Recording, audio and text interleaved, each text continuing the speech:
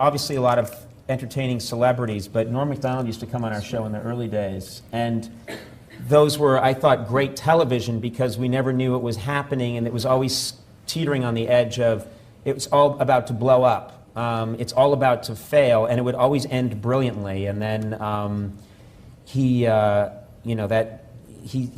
stopped coming around, and it was just a period that passed. And I was always sad about that because I thought, we're a very celebrity-conscious age, and people always think that the best guests are the biggest celebrities. Sometimes, the best guests are these people that you have a weird connection with, and it's compelling television. People see and they talk to me about it later on. Like, I'll be out in the world walking around, and people will say, "I saw that when you were with Harlan, or when you were with Norm, or with Will, and that really got wild and crazy in a way that they don't see on television now." Have you, over the years, who are some of the people who have been your go-to people? That I just remember Dave in his early years had Terry Garr and he had Sandra Bernhard. Yes. And they were kind of magic together. Who are your... I had so many people. Norm Macdonald was this person who would come, you all know Norm Macdonald, but Norm Macdonald, when we'd have him on in the early days, to this day I've never interviewed anybody like Norm Macdonald. Who was the best guest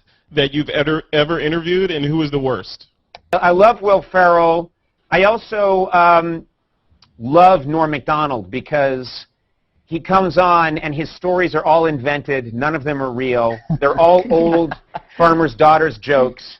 And he pretends he'll come on. I'll say, "What's up, Norm?" He'd be like, the other day I was walking down the road and a pirate comes up to, I'm like, "What?" Yeah, a pirate comes along, and he's got 3 pigs with him. One of them is wearing a hat, one's got a pipe, and then it's just a complete waste of everybody's time that's absolutely delightful and hilarious. And so I love him. Your favorite guests are always like the Bill Burr, Norm Macdonald. This might go off the rails really fast. Type of guys. Yeah. I mean, Norm Macdonald, one of the great talk show guests of all time. He invented something that Norm Macdonald invented this amazing thing that I've never seen anybody do before or since. It's kind of like he split the atom. It was that revolutionary. Norm would come on and he would, instead of telling you a real story, like if I had you on the show and you're like, "Hey, Bill, tell me, and remember I was living in Chestnut Hill once," and you would tell a real story about what happened to you in your life. Norm tells old jokes as stories that happened to him. Yeah. So I'd be like, "Norm, what are you up to?"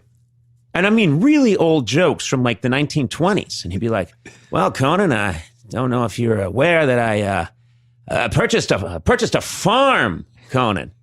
I'd be like, "Really? You purchased a..." Yeah, I purchased a farm. Of course, I have 3 daughters. And I'm like, "You have 3 daughters?" "Yeah, I have 3 daughters on the farm. One very attractive, one not as attractive, and of course the third not, kind of, well, she's ugly, Conan. She's ugly." And I'd be like, "Well, one day this traveling salesman comes to the farm, and he says, now, Norm, I tell you," and then it's like he's telling an old traveling salesman joke. Yeah.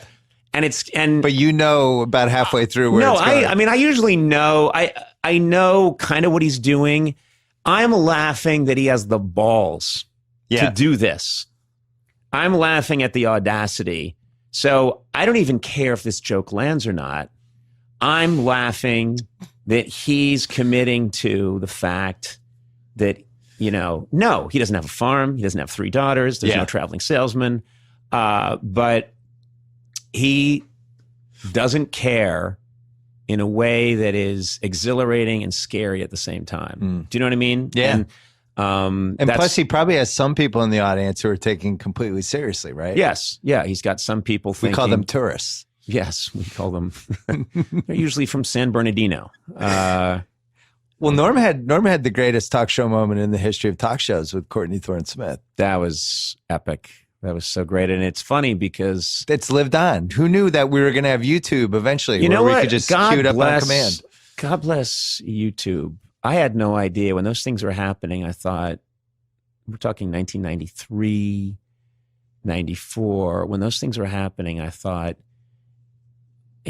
what did I know? I just thought if you were up and you saw it, That means you saw was it. You saw an amazing thing happen, and if you, and then maybe if I get to stay on the air long enough, we'll have a 1-year anniversary show, and maybe you'll see it then. But if you're not there for that, it's gone.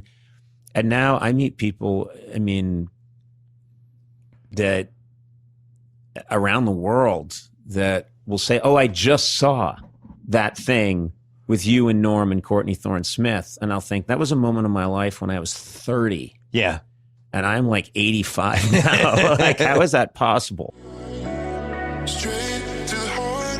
I went a long time acting like I was a broken apart by you.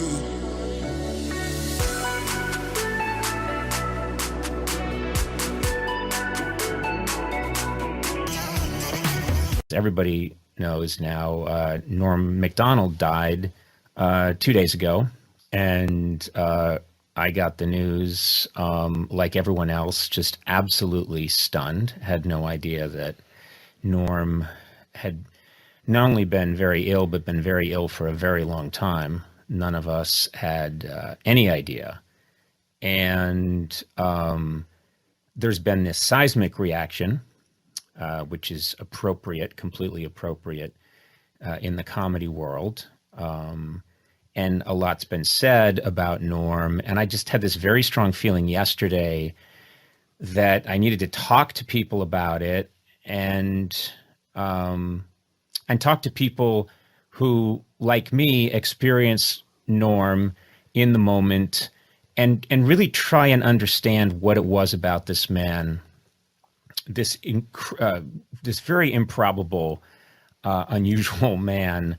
What made him so different? And I maintain that, we are accustomed, sadly, to losing funny, talented people all the time, and we grow accustomed to it. I think Norm's impact is only going to grow, and I think his significance in comedy is only going to expand over time because he was such an incredible talent, and trying to describe what made Norm different is so difficult. And I think so far I've read everything that's out there, and I'm hearing, to be fair, people were all taken by surprise. You're just hearing he was an original and there was no one like Norm.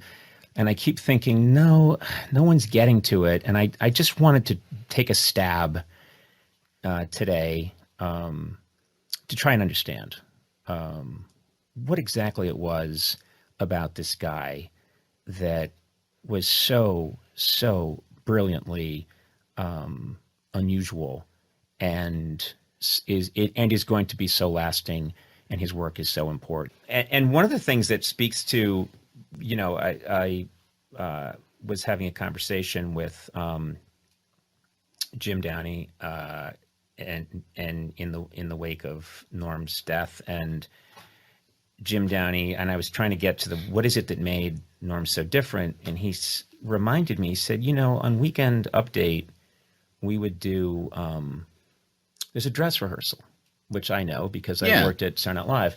There's a dress rehearsal, and he said, the best way to test a joke on Weekend Update is at dress rehearsal. If it does well at dress rehearsal, it will do well on air. If it doesn't do well at dress rehearsal, it will bomb on air. It's the best way to test it. And he said that Norm would do a joke at dress rehearsal that they both loved, and it would get nothing. And when Weekend Update was over, Jim would say, yeah, it's too bad that joke didn't do well. And Norm would say, yeah, I know, but we got to do it. So he would do jokes that he knew were going to get nothing. Yeah. If he thought the joke was worthwhile, he didn't give a shit. Mm-hmm. Now, that is very uncommon. That is very... Well, he never pandered. He didn't pander at all. And that takes... that's what made me think about the line you said so many years ago, Andy. Like, it almost terrifies me, his fearlessness, because it was the thing he did so many times on our show, which I thought was absolutely outrageous, was he would launch into these long stories that you quickly realized were farmers' daughter jokes. Or shaggy dog. Shaggy dog stories. Just absolute horseshit. Absolute horseshit stories. And he would go on and on and on. And I'm so happy that the moth joke has been getting circulated so much from our Tonight Show, because it is completely outrageous what he's doing. It is, it's the Tonight Show, and he is telling this very long story, and he's taking all the time in the world. And I love it just because even though I was there, I'm delighted every time I see it. Yeah. Every time I see it, I'm delighted with it, because what he's doing breaks every rule. Brevity is the soul of wit. That is the rule. Yeah. Keep it, and man, he completely, like Picasso, blew up the form. He goes and he tells this joke forever, and then finally gets to this punchline, and you can see that everyone's delighted, but he has broken every rule in the book. And I was talking to Lori Joe, and I asked her if it's okay if I related this, and she said it was okay. But she said that not too long ago, someone asked Norm about the moth story that he told on our Tonight Show, and that she said, the guy wanted to know what made you have the nerve to do that, and that he said that, it was that goddamn Frank Smiley. He said, I was only supposed to do one segment, and then suddenly in the commercial break, Frank came over and said, like, you're doing another one, because whenever I had Norm, I was greedy. I wanted more Norm. I always wanted more Norm. And so he didn't know that we were going to ask him to do a second segment. He had nothing planned, absolutely nothing planned.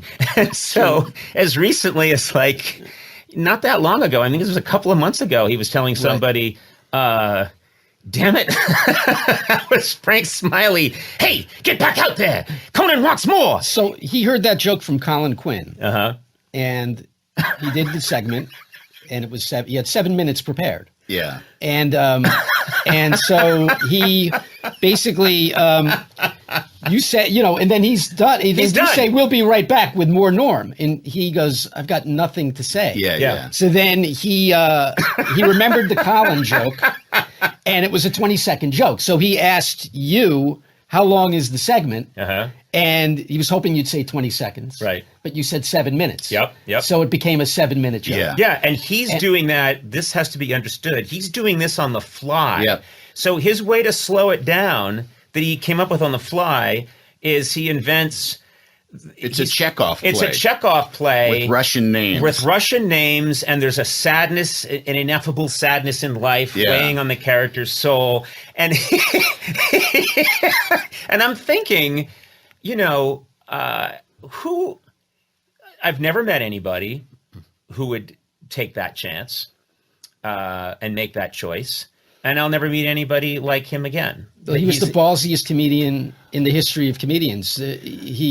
He was taking that, and he was saying, like, the joke doesn't matter. Like that, he would watching that, seeing that clip again. You're getting to see his brain. Yeah. He's just showing you his brain. And the notion that the joke is the thing. The joke isn't the thing. No, it's the journey. It's taking a stroll through this guy's brain and hearing the choices that he makes and what he has to say. And and I think that was like kind of what, like, there was so much of like what he would say, like, well, that doesn't matter, this matters. And what mattered to him was his own self-expression, was spreading his own kind of genius and his own point of view. Like, there's a clip out, he did some roast, and I remember seeing it at the time. I can't remember who it was that he was roasting, but all his jokes are things. It was Bob Saget. Was it Bob Saget? Yes. And it was unbelievable. It was, but all the jokes were things like, Bob often has a lot of things on, Bob often has things on his mind. It's when he's wearing a hat. Like, it was all these dad jokes, intentionally bombed. Right. And then I didn't even know this, but I remember feeling like, okay, Norm, I mean, you know, these are funny and you're funny doing them because you can't help but be funny, but feels a little hostile, you know, like why are you breaking from what this, you know, you were invited to a costume party and you came, you know, in a tuxedo, you know, whatever. He didn't play by the rules of the thing. Turns out the producers told him, really go for it, really get him. And Norm was like, yeah, you're going to tell me what to do. Here, I'll do this. I'll do the softest, lamest dad jokes I can come up with. Yeah. And it was just a fuck you to the producers. It looked weird at the time. It was funny in a way, but it still was just like, it was Norm doing what the fuck he wanted to do. It was still hilarious. Yeah. And it's like Norm couldn't not be funny. Yeah.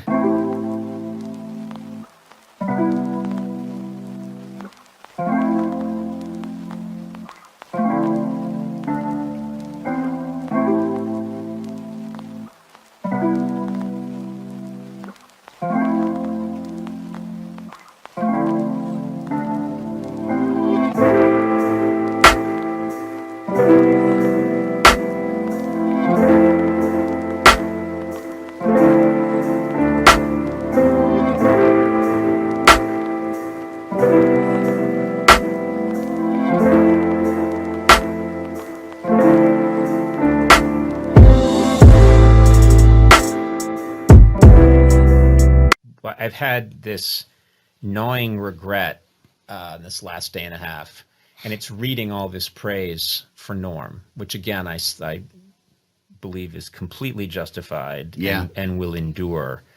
And it's been a regret that he didn't get to experience this. You know, he took so much flack in his career. He took so much shit. And yes, he knew that he had fans, but I wish, you know, it's a common wish for people, but I wish he had been able to read the stuff that's being written about him. I wish he knew how beloved he is, and also how in awe comedians are of what he did and what he meant, and how you know, how important he was to the people who are probably the most important people in the world to him. Yeah, you know, and he, you know, I wish he knew that, and that's the one regret I you know, he kept his illness a complete secret from everybody. And that was his choice, and I respect that choice. See how it's done. But selfishly, for me, I wish I had the chance, and I wish a lot of us wish we had the chance to go in and tell him, you were a singular artist, and you've really made a huge difference, and I mean, if nothing else, I don't know of anybody that could make me laugh like that. Well, a study this week reports seafood is good for you unless it's fried. Yet another groundbreaking story from the pages of the medical journal, Duh.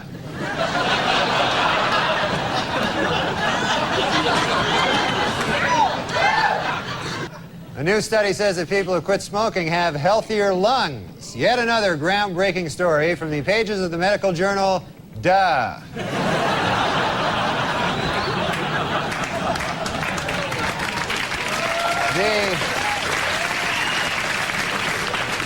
A person who suffers 2 sharp, powerful blows to the head within a short period of time can suffer brain damage or even die. This, according to a new study in the medical journal, Duh.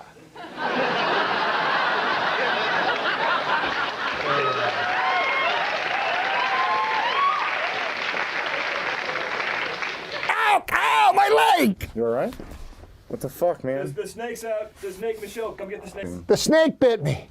My calf is all purple, and I have 2 red puncture marks on it. Yeah, it's probably from where the snake bit you. That's probably from where the snake bit me? Yeah. Duh. Duh.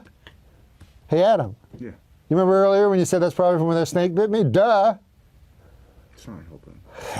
It's important. It says here it's important to remain calm, and you need to get your heart rate down. Let's check your pulse. So you're telling me that I have 9 minutes to live because snake venom is coursing through my heart. And at the same time, you're telling me this would be a good time to remain calm. Yeah. Duh. Is there any cure for this? I gotta suck out the venom. Okay, let's do it. Fucking suck that venom. Yeah, you fucking suck that fucking venom. Yeah, you want to spit it out? You got a fucking mouth load. Ah, fucking shoot it out of your face, you fucking cunt. You fucking whore. Ah! Oh, thanks, dude. I didn't get any of that in my mouth. Yeah, no problem, man. We'll be back with Simon Helber. You fucking sit down.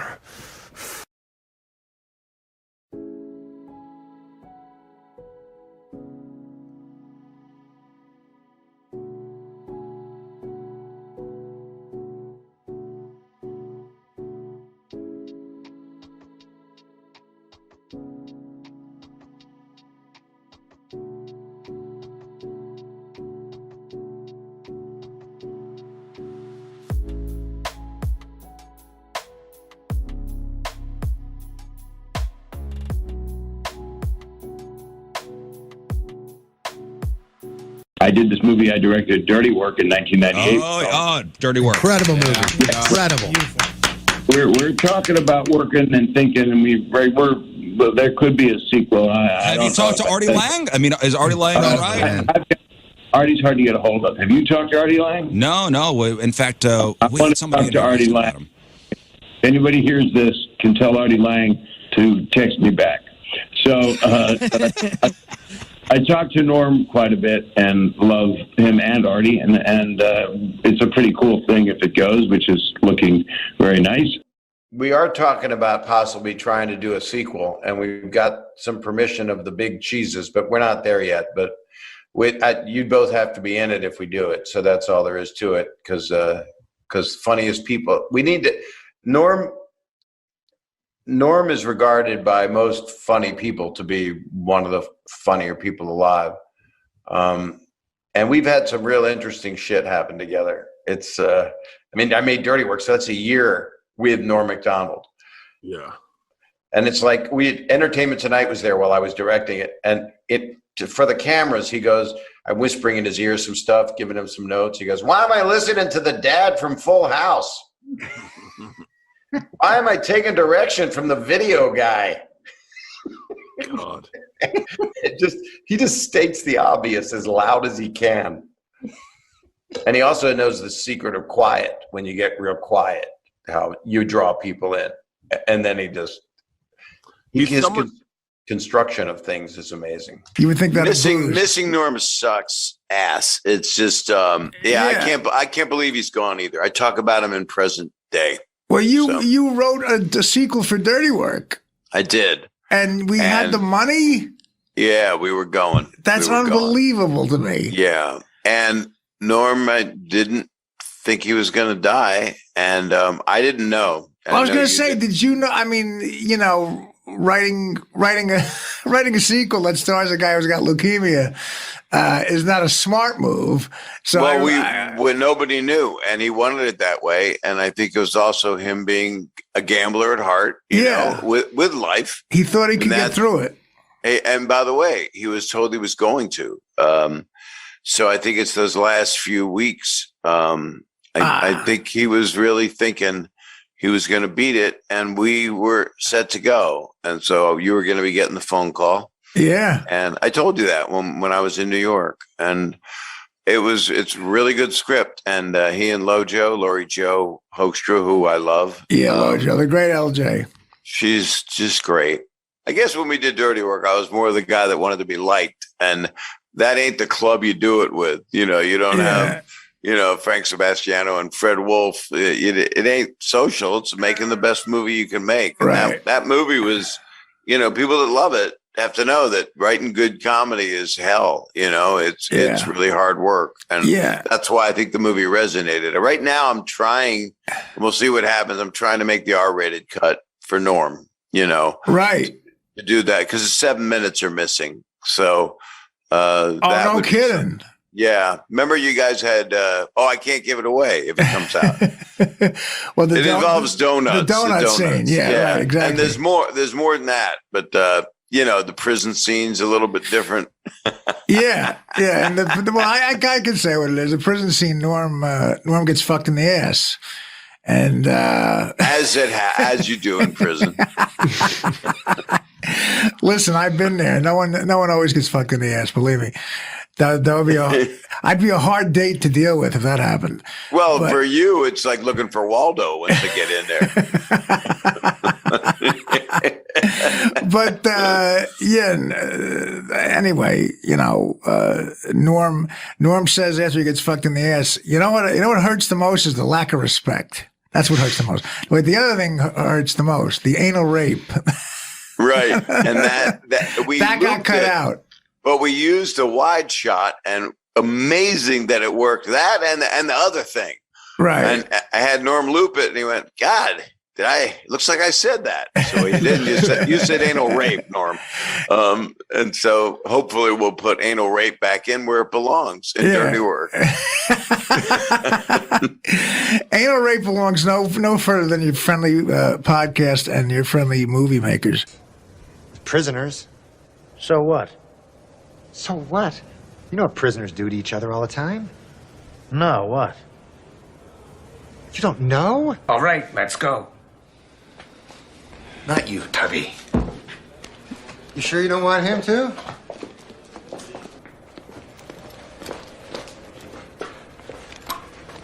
You fellas have a lot of growing up to do, I'll tell you that. Ridiculous. You know what hurts the most is the lack of respect. You know? That's what hurts the most. Except for the other thing. That hurts the most, but the lack of respect hurts the second most.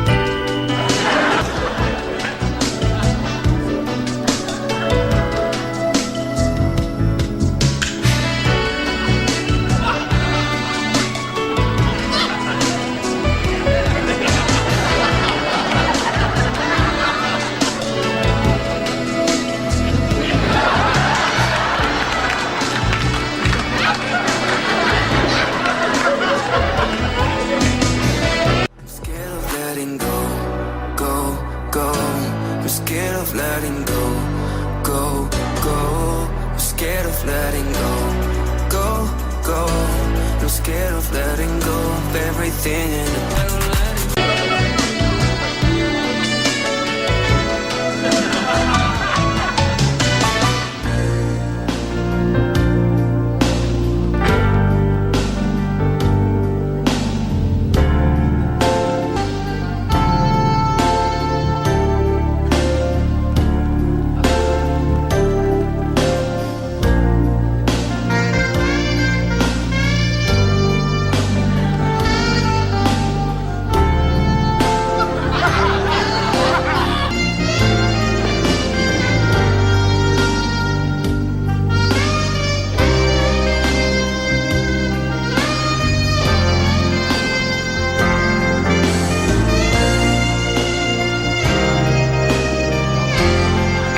roast was happening not even 3 weeks after September 11th. So there was a big discussion about what was right in terms of taste. There hadn't been any comedy in New York.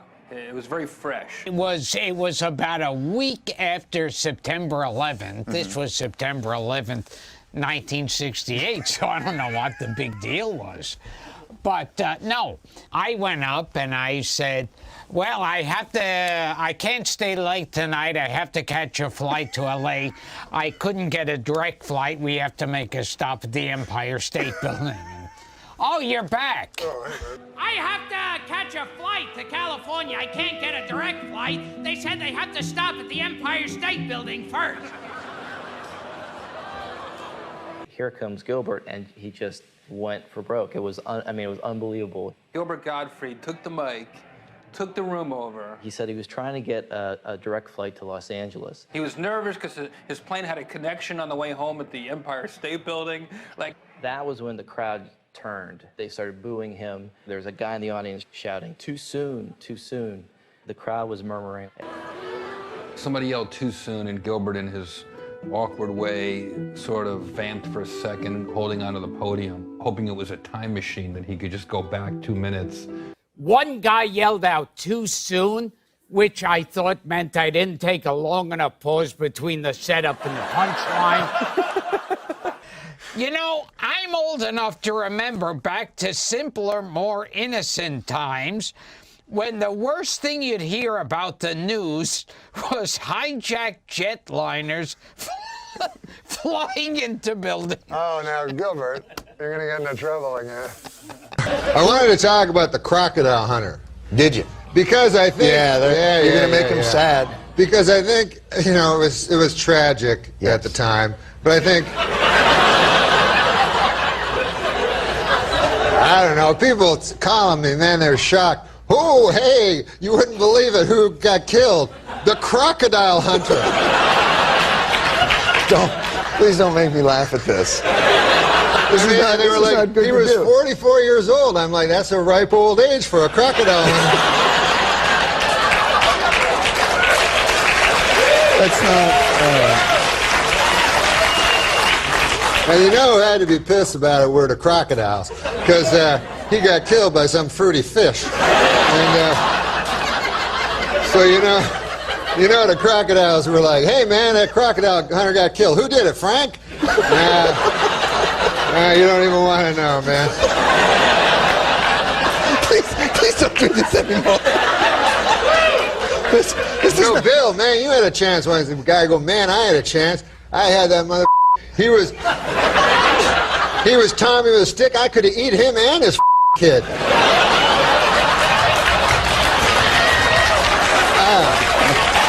I don't feel good about this. You remember I ever tell you that story, Bill? Yeah, only 1,000 times. Yeah, I'm not bringing up the fucking tsunamis. No, but how much money did you lose on that? A lot more than we lost with the man grade. The Aflac duck. Yes. Did you lose a lot of money? No. In future, no. It was $5 a commercial. That's more than we got for the man grade. I bet that was a lot of fucking money. Because it was set, right? You didn't have... I want to return this duck. Why? It's very annoying. It just says the same thing over and over again. Go ahead, say it. Say it. Just once, say it. Would you go in and just do a whole year's in one? No, they'd have me come in each time to do new ones. Oh, they would. And then they wound up firing me, getting a new guy to imitate my voice for less money, thus bringing closure to a horrible tragedy. So there was a tsunami in Japan. You might have heard about it. Now, at the time, do you realize that Aflac does 75% of their business in Japan? I found that out soon enough. Oh, yeah. You think they could have told you that? I done found that out. So the Twitter account, @RealGilbert, oh, believe me, he makes it clear, too. Oh, it's real. Not even Joe Schmo. I'm going to have fun on this. It's me, Real Gilbert. He writes, okay. Japan is really advanced. They don't go to the beach. The beach comes to them. What do the Japanese have in common with Howard Stern? They're both radioactive. What does every Japanese person have in their apartment? Floodlights.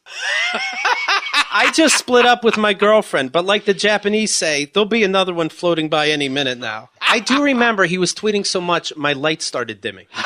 Yeah. See, but you notice when you were reading the tsunami jokes, everybody here was laughing. Yes, that's true.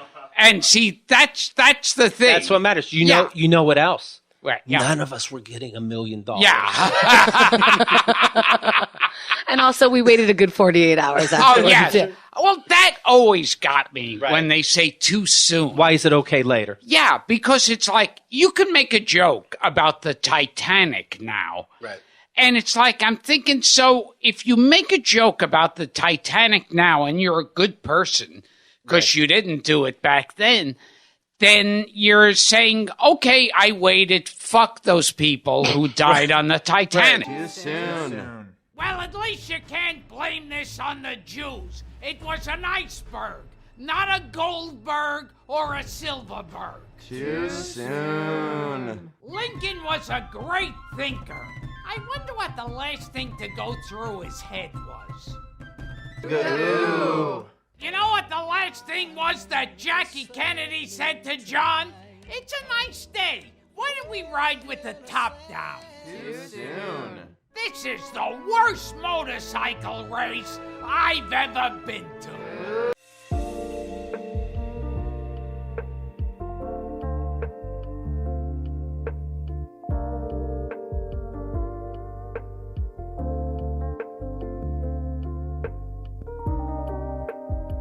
Do you have a rule? The rule, some people say it's like, tragedy plus time. Like, what's your time limit? When do you want to... No, I like to do it right away. So in your mind, Kelly, is there anything off limits in comedy? No. There's nothing. No. If you were to drop dead right now, You'd make a joke. I'd turn to the camera, I'd have an hour on it.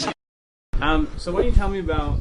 Actually, let's start with something really simple. Like, how did you get discovered for the show?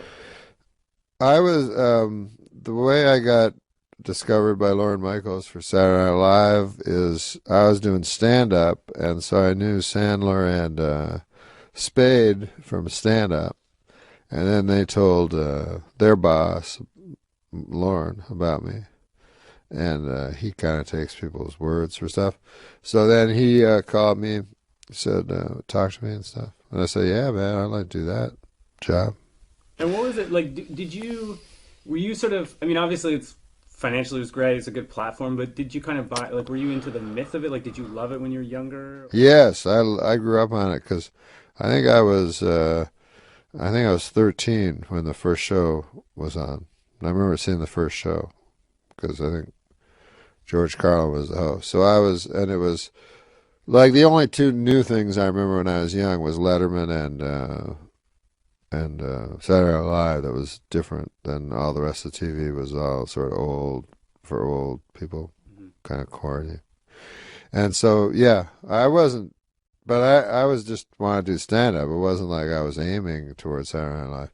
And even when Lorne called me, he said you got to do write 2 sketches, do 2 characters and 2 impressions. And then I said I can't do any of that, So I think he just liked me, that I was stupid. And, I was from Canada. I talked to him about being in Canada. I remember he had a show in Canada when I was a kid.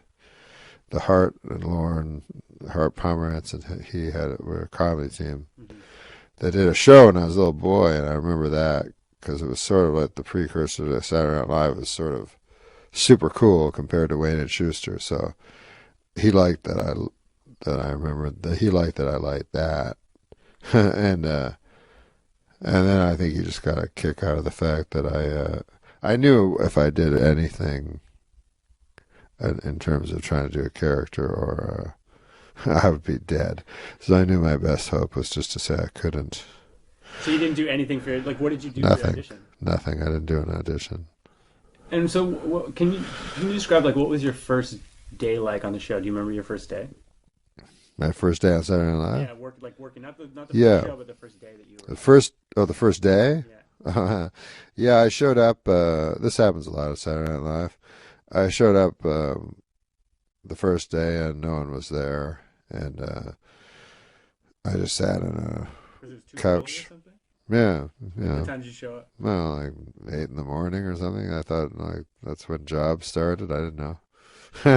So then no one was there forever. Like, and finally people started like shambling in at 4 or 5 in the afternoon, and I was already finishing my day, and that's what I remember about the first day, just being all alone. But it's cool because I just went through everything, rifled through people's stuff and looked at old tapes and went in Lauren's office and had a shower. There was a shower there. So. Yeah, Lauren has a shower in his office. I think only he and I have ever used it. So what was the first sketch that you ever got on, or what was the first written material that you ever got on the show? I wrote a sketch for the first show because Burt Reynolds had just was on Larry King Live and was kind of famous at the time that because he was in a contentious divorce with Lonnie Anderson, and he was wearing this crazy purple suit on Larry King Live, and he announced, I will, Lonnie Anderson is lying, and I will get her on this show with you, Larry, and we'll both take truth serum. And I was like, truth serum? What? Is that even a real thing? So it was so funny. And then so I wrote a sketch where they both drank like from beakers of truth serum, and Lauren did not care for it. It opened the show, It was like a big hit at the table. What's his name did Burt Reynolds? Phil Hartman. Oh, wow. It was Phil Hartman and Jan Hooks. And it just the next week Lauren like pointed to it as the example of what we should not be doing on the show. He said it was just he calls things Carol Burnettish, which is the ultimate insult. He said it was just the most Carol Burnettish type of sketch. But I didn't know what I was doing. I don't know. And he let me do it. It got all the way to the air. He chose it, and he put it on first. Not my fault. Do you think, it's weird? I think people have a weird sense of what... Because it's like he's such a personality. I think people have a weird sense of, how much control he has. Uh-huh. At the time when you were working there, what... Because it's like he didn't like that sketch, and yet it still was first. How much control did he actually have in terms of the actual shaping of the show? Absolute control. He had absolute control over everything the entire time I was there, and the entire time I ever remember him, except for one thing. I think in the history of the show, he didn't have control over when I did Weekend Update. That's the only thing that Lauren didn't have any control over. And did it but at the same time, it's it seems like the way that the show's worked, or what has made it work at different times, is that he's allowed different kinds of comedy to be on the show. So it's not it's just going with his own taste, I guess, right? He's amazing that way, yeah. Like he's told me, I don't get that guy, but and he allows comedy that he even doesn't like to be on the show. And I remember being mad at him, going, "Come on, Lauren, what the fuck are you doing? Why is all this dancing and singing and shit? It's supposed to be, this is a comedy show." And then he's told me, he goes, "No, it's not a comedy show. This is a variety show." I'm like, "Oh, I didn't even know." I thought it was a comedy show. But he said, "I think if you could sing or dance, you'd think differently." And I was like, "Yeah, I guess he's right." The show itself started with it started at its beginnings were that it was doing something very different on TV. Did you feel a sense of it had lost interest in pushing boundaries or something at the time you were there? At the time, yes, because I would always write sketches that would be rejected out of hand, and I would go, "Why? Controversial." And I was like, "Well, I thought that's what we did. I thought that's what Saturday Night Live was, But I was kind of living in the past. But then when we got Update, I went a little crazy. because I had the freedom, you know, and I engineered it all so that I got Downey, you know, because I knew if I had Downey, I'd have a lot of power behind me.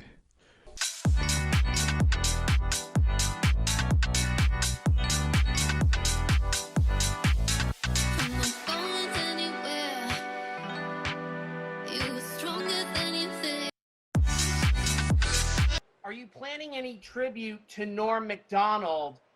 And can you tell us about how much he's impacted you and the staff and everything, just his legacy? I think he meant the world to the people there. I can tell you from just the number of people I've heard from, the number of people that have gone and talked about Norm. All of us had, you know, when you work with somebody for that many years and they make you laugh and you're aware of who they are as a person and as a friend, I think Norm was one of the funniest people I've ever known, and because he's Canadian, I'd put him right there up in the top 5. This weekend, veteran news anchorman David Brinkley apologized to Bill Clinton for an election night commentary in which he called the president, quote, boring and uncreative. Admitted Brinkley, there was certainly nothing uncreative about the way you moved Vince Foster's body. The president's a murderer. You didn't know that? The mysterious Indonesian accused of illegally raising millions for the Democratic Party. Earlier this week, Secret Service logs showed that Mr. Wong had visited the Clinton White House more than 60 times. But on Friday, administration spokesman revealed that there are actually 2 John Wongs. Furthermore, they stressed that the John Wong who visited the White House is a different man. He isn't the fundraiser. He's the guy who killed Vince Foster. Rejecting conspiracy theories that President Clinton killed Vince Foster, a report out this week from independent counsel Kenneth Starr has officially concluded that Vince Foster took his own life. Among other things, the report cites evidence that Foster was deeply depressed in the days leading up to his death. Although the report does concede, Foster was deeply depressed because President Clinton was trying to murder him.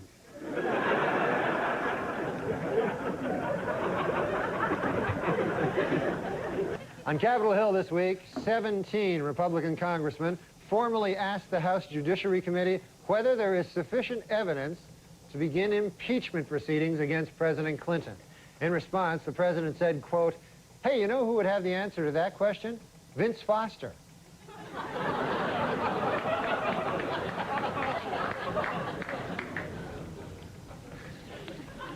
Okay, Norm, you're Canadian. Yes, I am. So what do you think of this whole presidential mess? Well, I hope that the Democrats don't steal the election from the winner, you know, but who knows?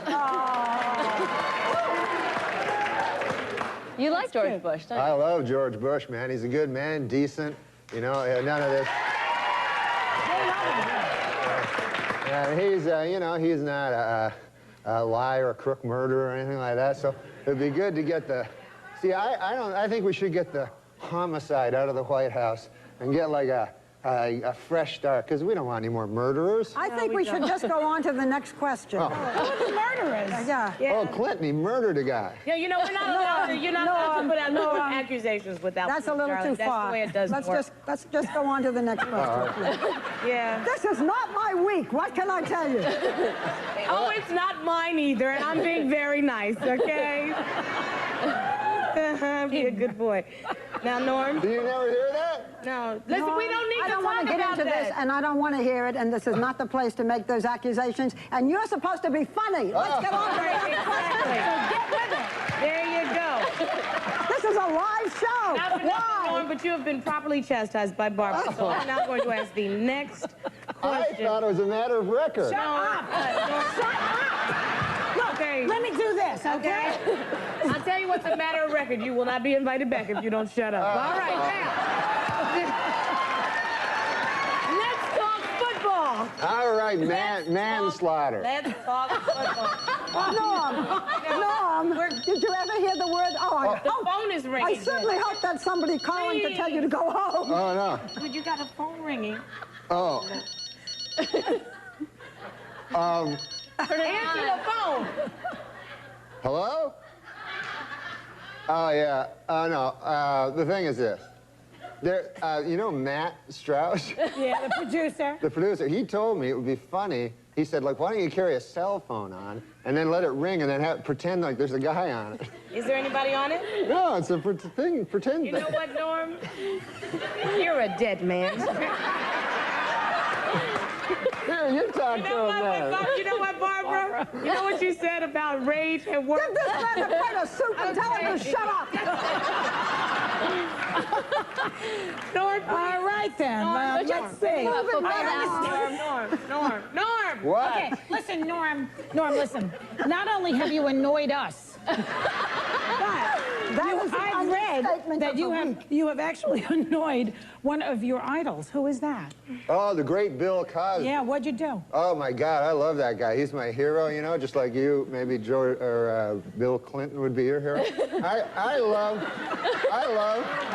There's no stopping you, is there? No, you seem to like Bill Clinton. There really, and this man leads into our show on Friday night. I know. It's all right, his career's over after this anyway, who cares? Go ahead, Norm. No, Bill Clinton, who's a great man, obviously. You know, everybody has their opinions, right? Are you moving along? No, You're Bill going to get to the point. Cosby. Cosby. Oh, God.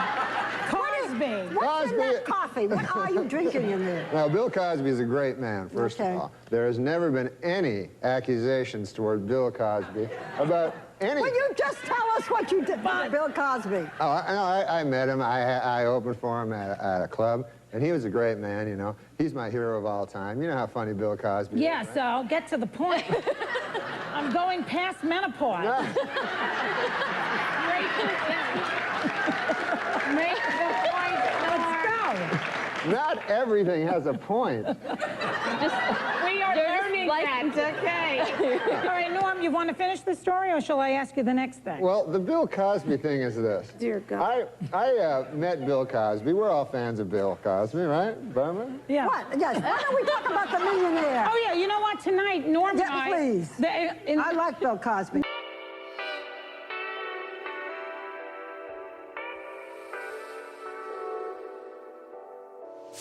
We've been down this road together. We've been seeing the colors fade. Norm MacDonald and I are on The Millionaire tonight. Oh, yeah. Well, tell him about that, how you thought he's dumb today. Where do you see him tonight?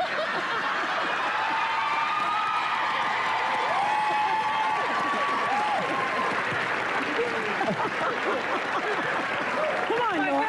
Tell him, Norm. People always told me Hollywood was like incredibly liberal and biased, and I thought it was untrue. But You want to talk about the millionaire? Yes, I do. You have 10 seconds to talk about the millionaire. Don't tell how much Don't tell him what I won? No. Oh. You're not allowed to tell anything like that. Well, what are you trying to ask him then? I don't know. He doesn't answer anything anyway. So All we'll tell him. right. Okay, so he's on The Millionaire tonight, and he's on Friday nights, and on Monday, his taxes will be audited. So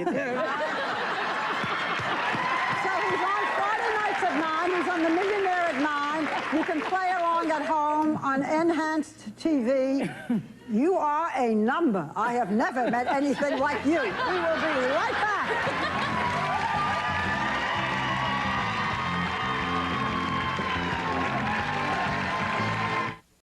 I'm a New Yorker. Yeah, New York? Nice. I actually got into an argument on the subway, and the guy quoted the Bible at me. That is not fair. Like, if you get to quote from your favorite book, I should be able to quote from my favorite book, right? He was like, men do not live on bread alone, Matthew 4:4. And I was like, everybody's a little bit magic, Harry Potter, chapter 7. It's not a fair fight, right? One of those books is a classic about a man who has sacrificed himself for the good of the world, and the other is the Bible. Do you know what I'm saying, people? Roseanne, what are your thoughts on Harrison? Well, I just love you, Harrison. You're Thank you so much. fantastic. And you're real brave. I mean, the stuff you're talking about, Bible jokes, that's some brave. Thank you. And, I disagree. I don't think the Bible joke is brave at all. I think if you're going to take on an entire religion, you should maybe know what you're talking about. J.K. Rowling is a Christian, and J.K. Rowling famously said that if you're familiar with the scriptures, you could easily guess the ending of her book. Huh? I don't like it. You get a lot of attention on Twitter sphere for being open about your religious views. What are they? I'm a Christian. It's not Devout? stylish to say now. No, are you devout? Yeah. You believe in the Lord? Yes, I do. You think you're going somewhere when it ends? I don't believe it, but what people don't understand about faith is that you have to choose it. You know what I mean? They think that you believe it, but you have to choose it. So you choose to have faith? Yes. That means you believe you're going somewhere. What is faith? But I have faith. Yeah, the same way that you believe. There's a lot of things I have faith, but I don't really believe in DNA. Like if I was on a jury and a guy was predicted that his DNA was on this cigarette, I go, I don't know what DNA is. I see. So you don't have faith in that? No, I don't have faith in science. Really? Well, think about it. Haven't scientists always been wrong? Like they used to think the sun went around the earth. Everybody's, hey, that scientist. Well, he's so smart. We'll give him a white cover. Other science refuted it. Right, but back then, everybody at that time thought that guy was smart. Why at this time do we think that the earth goes around the sun? Did Christ think the world was flat? Huh? Did Christ think the world was flat? These are questions I ask.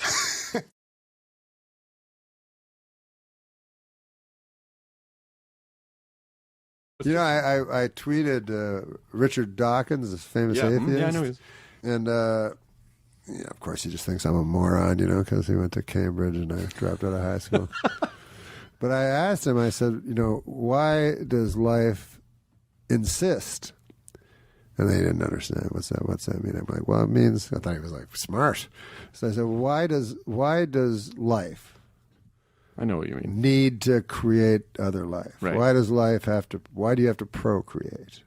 Why do you have to live and fight to stay alive? Yeah, fight to stay alive and make sure that your genes stay alive. Why do you have to do that? Why, if nothing matters, wouldn't the obvious thing to do be go extinct? Mm-hmm. You know what I mean? To me, that would be the clear and obviously self-evident thing to do. And, in fairness to Richard Dawkins, he said, oh, well, that's a philosophical question that I'll ask my friends and I'll try to get back to you. So it was very nice.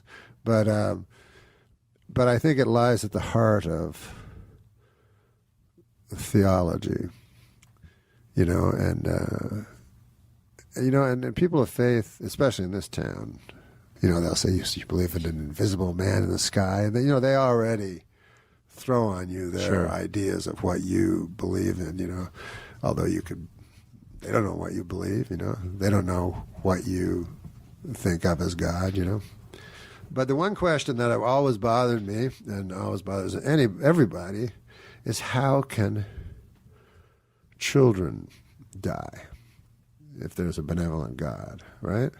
And how can 6 million go through the chimney at Birkenau, Mm-hmm. And this is a question that I think I have an answer for, because I think a lot about this kind of stuff. Because I'd really like there to be a God. I don't know at all, but I really would like there to be a God. Mm-hmm.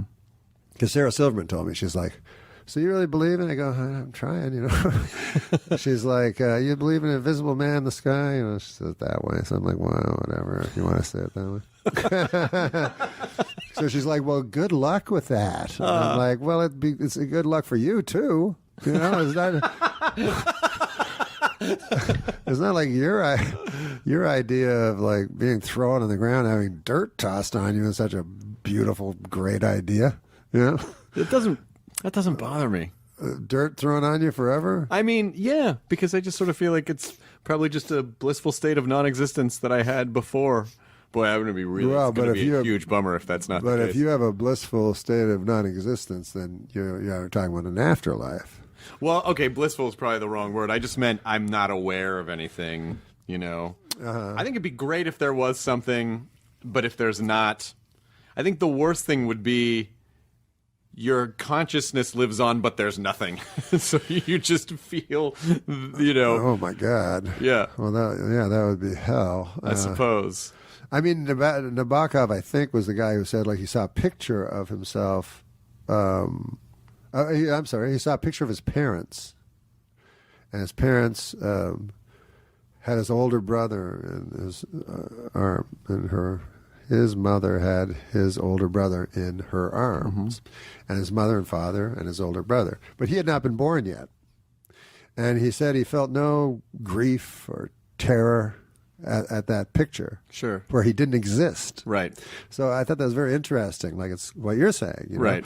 That why be afraid of not existing? Because it's not really you that dies. It's the world that dies. Sure. And everything there is.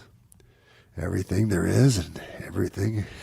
I mean, I think it would be fantastic if there was some sort of a transformation of, this is a conservation of emotional energy that, once your emotional energy forms, it can't ever be destroyed, and it just disperses into the universe somehow, and you're a part of this thing that is you can't comprehend now, but once you're there, you'll totally get it. It's very hard to believe. But it'd be great if that were the, of course it would be great. I don't fault anyone. But here's my answer What's the answer? For the chimneys. Here's what I believe. If there is a God, and if he is good, and if he created the universe and the earth, then an all good being,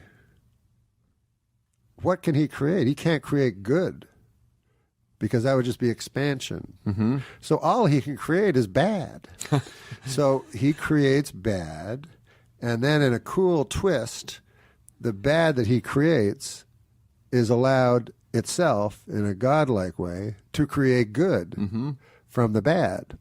Because originally God created good from the bad, then bad from the good, and then he gives man the exact opportunity. So just from a standpoint of logic, which, is what atheists always try to say, I believe that there is an answer for the question of why God allows horrors, and that's what I come up with. But I also, I have a rabbi who I talk to a lot. I'm not Jewish. No, McDonald's. No, I was for a year, but he's the guy that knows. He's a scholar. Like my pastor doesn't know anything. Like he's just a pleasant guy. And he has. I don't know. You should probably look that up. Hey, what is there? I know. If you ask him a direct question, you go, "Huh? What? Didn't you hear my sermon?" And the sermon's always like, how to be a nice fella, or something. It's always nonsense.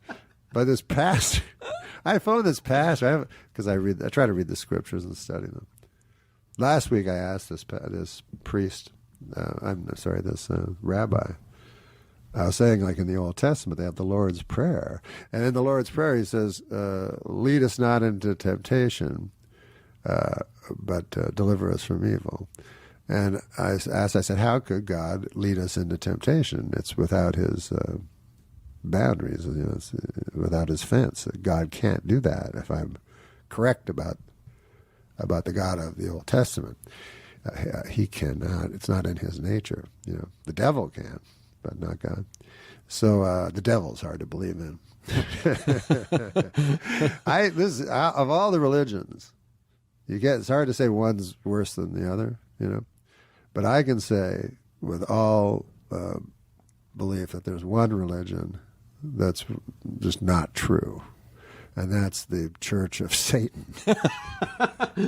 I think it even purports to be not true. It's like, there's a guy that's bigger than me. Well, I think some of them, I think some of the people who are, and I don't know, I can't speak for everyone, but just some of the stuff that I've seen online, I think some people adopt it as kind of a counter, like, okay, well, you guys have that guy over there with the beard, and then we have this guy. Yeah. And we should all be accepting it's not just that one, or just like, I think right. Sometimes I think it's But a do you really want to have a personal relationship with the devil?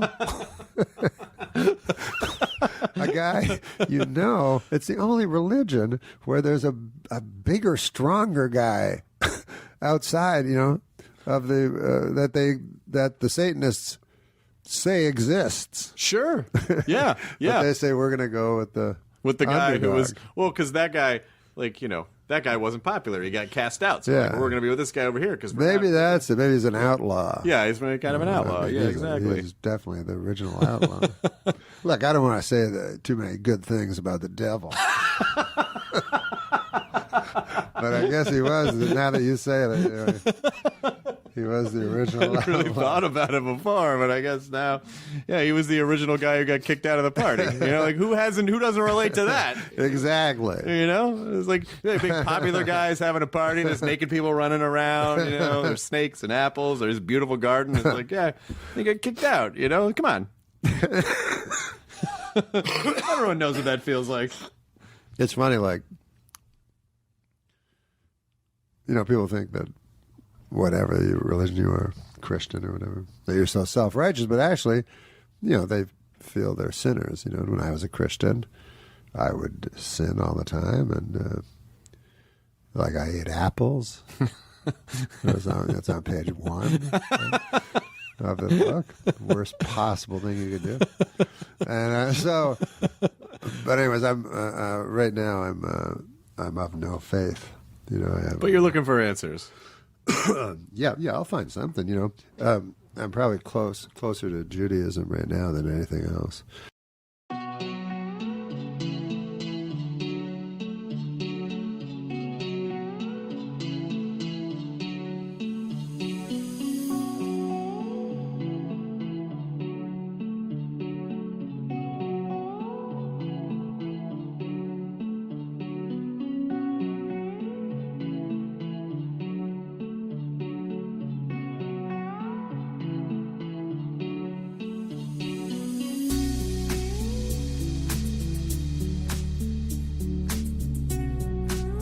Julia Roberts told reporters this week that her marriage to Lyle Lovett has been over for some time.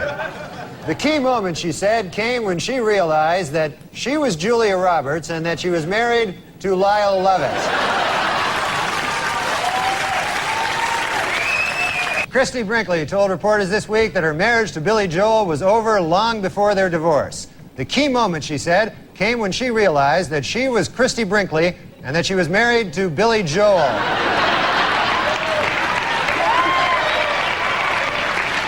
According to an obscure 14th century law, British Army Captain James Hewitt could be hanged for having an affair with Princess Diana.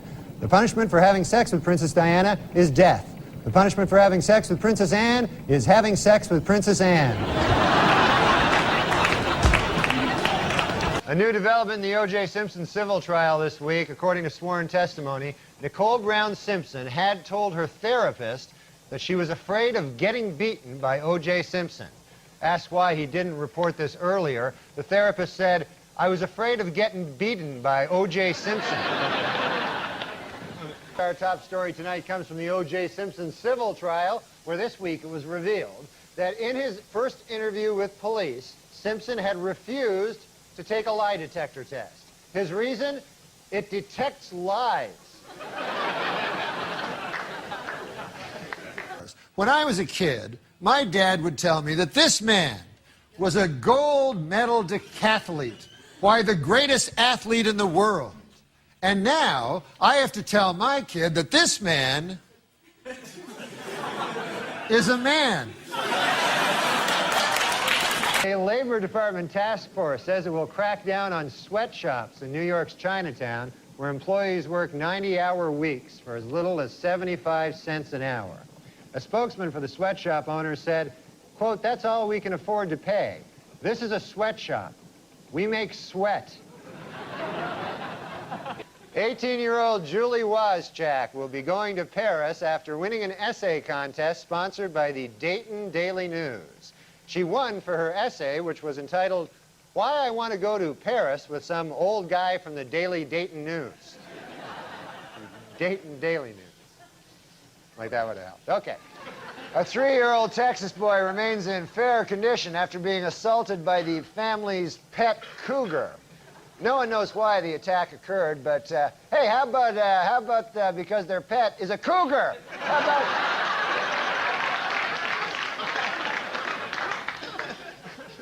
Rap star Hammer is suing the Los Angeles Police Department after he and his entourage were mistakenly handcuffed by police. The most shocking part of this story, Hammer has an entourage.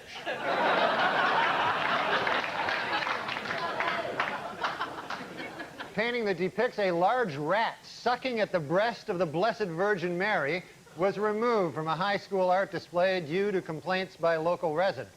The artist blamed the complaints on a lack of art education, while I blame the complaints on the fact that it was a painting of a large rat sucking the breast of the Blessed Virgin Mary. This guy died, Jerry Rubin, and he was a yippie. Yes.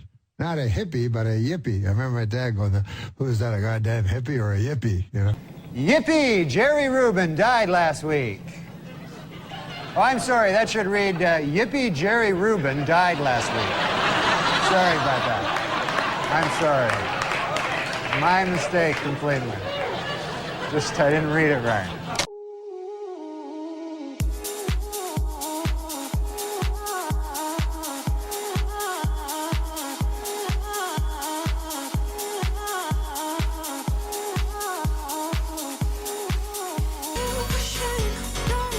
You look for jokes. Yeah. That have the same setup as the punchline. You know what I'm talking about? Yeah, I said the perfect joke would be if the punchline and the setup were almost identical.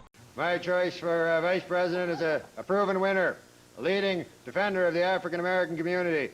His rise from humble beginnings is the American dream personified. He's an outspoken man, a thoughtful man. He's a leading rebounder in the NBA. His name's Dennis Rodman. Right, Dennis, come on out here, Dennis.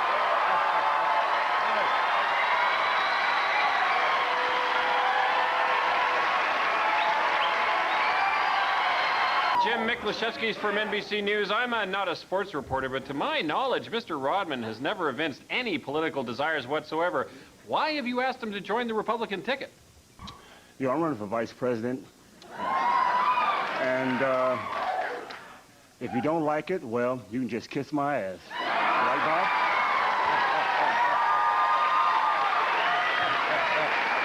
Yeah, that's right, kiss it. I'm running for vice president. And if you don't like it, well, you can just kiss my ass. Right, Bob?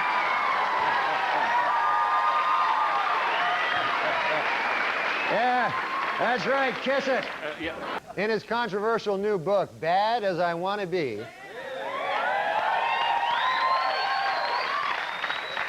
Chicago Bulls forward Dennis Rodman says that the NBA is, quote, 50% sex. Jeez, man, I got to stop leaving at halftime. And my good friend Dennis Rodman.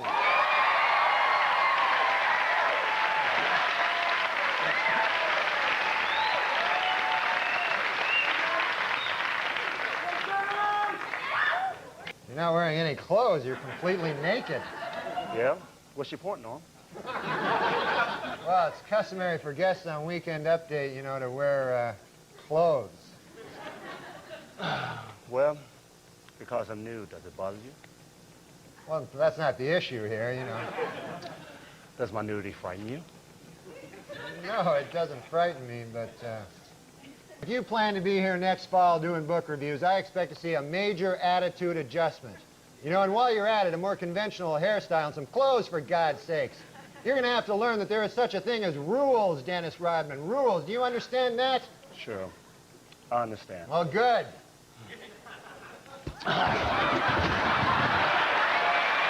That's the way it is. Good night and have a good weekend. You were talking about going to the in the last segment. I understand you actually had to visit yourself. Yeah, the hospital. I went, what happened was on the show, on the Saturday Night Live show. Yeah, that show. Yeah, I know that show. I was on that, and Dennis Rodman was a guest. Dennis Rodman, right. And so we thought it'd be funny if he headbutted me, So he headbutted me, but he did it really hard, Do we have a, I think actually someone supplied the clip. This is, you're not... Yeah, that really... You hear that? You hear that dull thud of like skull on skull. Yeah, It really. Yeah, and I don't have like a strong head. I haven't been working it out lately. Really? But he has like an athlete's head, you know? But no, beforehand he said, like, I said, hey, don't hit me with your head, or no, you know, don't really hit me. And he goes, no, Al. He goes, he had this thing where he was going to put his thumbs, and as soon as he touched my thumbs, I go back, and then he got all excited and headbutted me. So, like... So did you feel him, like, pull the thumbs back, and then real head was coming at you? And so I, like, blacked out for, like, a minute, and then the next day I had this huge headache, so I thought I was going to die, you know? And so I went to the hospital. I went to I don't want to say the hospital, but I went to this hospital and to emergency, you know, and they're all like, they're the craziest guys in emergency, all like crack. Everybody's on crack, you know? Every emergency is a guy on crack. Yeah. So I went in and they go like, hey, how much crack do you have, you know? And I go, I'm not on crack. And they go, what happened? I go, Dennis Rodman headbutted me. On the TV. He headbutted me on the TV. So they go, yeah. Right. How much crack, Yeah. So what happened? Anything wrong? Yeah, I don't know, man. They said, like, you can't tell. They said, like, the only way you can tell is if later on, if you go to sleep and you don't wake up. Yeah. That's why you didn't mention the name of the hospital. Yeah, I don't want to mention it. I didn't know this, too. If you go to emergency, you got to pay. They keep sending me bills, like all kinds of bills. You thought it was free, that you could just go there and... Yeah. I'm from Canada. It's all free there. Oh, okay. What about last night? Dennis Rodman got a narrow... Do you watch Celebrity Apprentice anymore? Yeah. I haven't watched much this season, but I know did he go back to North Korea? Did he bring LaToya Jackson over to North Korea? It is weird that he's both on the Celebrity Apprentice and dealing with nuclear genocide. Yeah, negotiating world peace and harmony, and trying to. It's funny how it all really, the rhetoric and the vitriol out of North Korea all started immediately after Dennis Rodman's visit too. I guess you're right. He went over there to patch everything up, and the next day it's like, America is a boiled pumpkin waiting to be exploded. So if anybody could solve the crisis in the world, crises in the world, I think Rodman could. He was a fun guy. Don't you find it funny with the news, Tom, that all of a sudden you read on the front of Yahoo, North Korea is starting a war with us. Yeah. Just out of nowhere. They're instigating it. Yeah. They're actually saying... and then you just hit another button. Yeah. They're starting it. They're just going to start it. Is that what's going to happen? Yeah. Really? They're saying they're going to start it. Are they going to get us?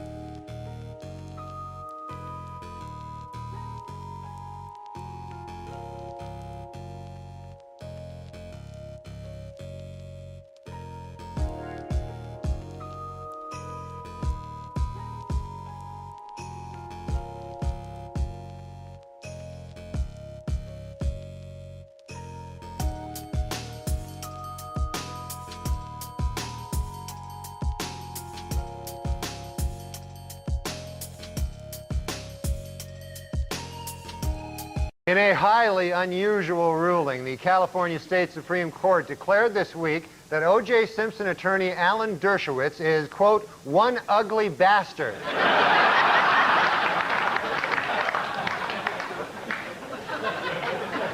Meanwhile, Simpson Dream Team attorney Alan Dershowitz was back in the news this week, and good Lord is he ugly. Take a look at the guy. I mean, this is an ugly, ugly guy. No two ways about it. An ugly character. All right. It was reported this week that Simpson prosecutors Marcia Clark and Chris Darden often passed sexually explicit notes back and forth at the trial. Notes which discussed each other's, quote, turn-ons. And according to the notes, both Darden and Clark are turned on by the same freakish thing, Alan Dershowitz.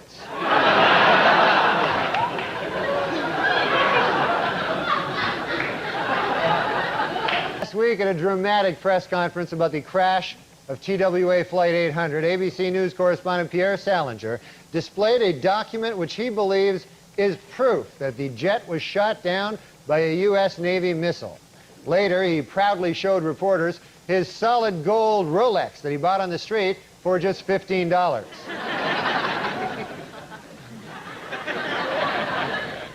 That's That's one ugly bastard, isn't it? Lord. Washington Power to some Mary Madeline and James Carville are expecting their first baby in July. No one knows if the baby will be a Democrat or a Republican, but doctors are sure of one thing. It will be weird looking.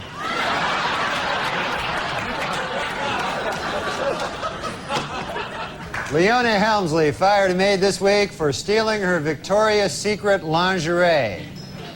And you think she looks hot here, huh? Imagine, if you would, with the... This week, President Clinton made history when he nominated Madeleine Albright to be first female Secretary of State. Responding to critics who say that she is not the best choice, the president insisted, quote, "She looks a lot better after a couple of drinks."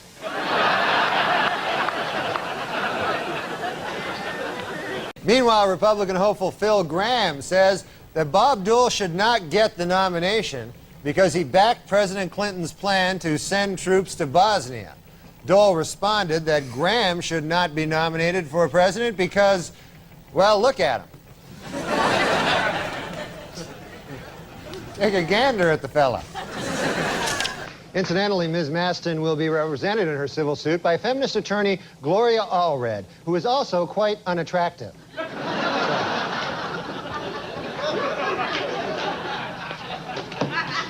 No box of chocolates, that one. The most famous vineyard in France, Chateau Mouton Rothschild, has been getting complaints about a new wine label which features a sketch of a naked woman. It should be noted, however, that the sketch is of Sally Jesse Raphael.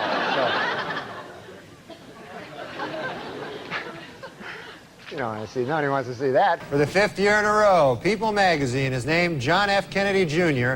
one of its 50 most beautiful people. Meanwhile,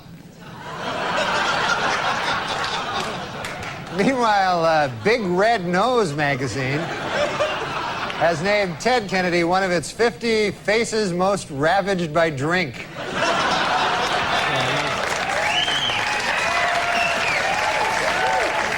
Former Interior Secretary James Watt was indicted this week for still having a large light bulb-shaped head. To discourage worship of the Dalai Lama, the Chinese government has banned all photos of the exiled Tibetan leader, except for this photo from the 70s. And filmmaker Ken Burns announced that following his baseball series, his next documentary project will be a 12-hour, 8-part history of the dorky haircut. The first deaf Miss America, Heather Whitestone, was crowned last week in Atlantic City. Although completely deaf, she is an expert lip reader. Personally, I don't think she's that pretty, you know. Not my cup of tea. According to an obscure 14th century law, British Army Captain James Hewitt could be hanged for having an affair with Princess Diana. The punishment for having sex with Princess Diana is death. The punishment for having sex with Princess Anne is having sex with Princess Anne. Senator Strom Thurmond, at 94, the oldest person ever to serve in Congress, has been hospitalized this week with a bout of the flu. Doctors who examined the senator thoroughly got kind of nauseous.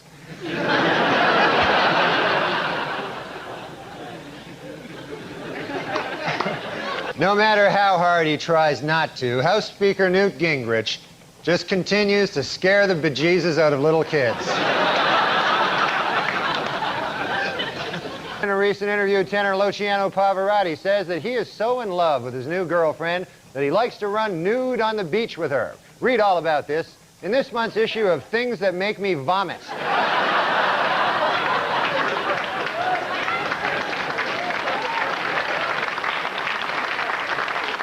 That picture makes me vomit as well.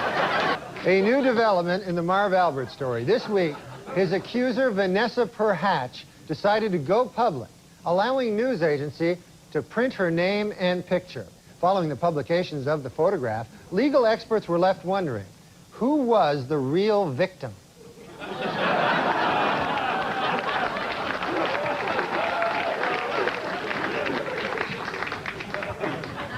Not easy on the eye. Well, it's official. Sportscaster Marv Albert, convicted last month on assault and battery charges, will serve no jail time. But the big story was outside the courthouse, where the second accuser from his trial, Patricia Maston, showed her face in public for the first time. This new development had legal experts asking once again, who was the real victim here?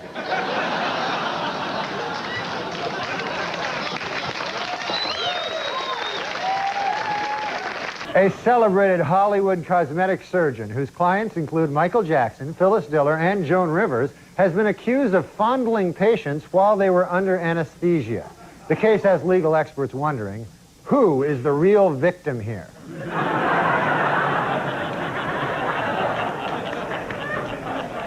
This week, a milestone in rock music. REM drummer Bill Berry has announced that he is quitting the band. Berry, who has been with REM for 17 years, says the decision to leave was entirely mutual between himself and his giant eyebrow. They talked it over and they decided it was best for both of them. An extremely rare albino lobster found recently in Maine will not end up on a dinner table, but will instead live out its days in a private aquarium. The lobster has already been flown from Casco Bay to Texas, where it will be lovingly cared for by rock legend Johnny Winter.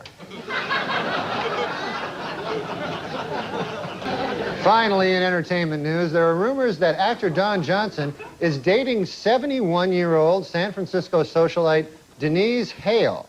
An observer who spotted the couple necking in a restaurant will have trouble getting an erection for the rest of his life. Well, finally, the Guinness Book of World Records announced this week that Gul Mohammed of New Delhi, at 22.8 inches tall, is the shortest man in the world to have Eddie Murphy's head.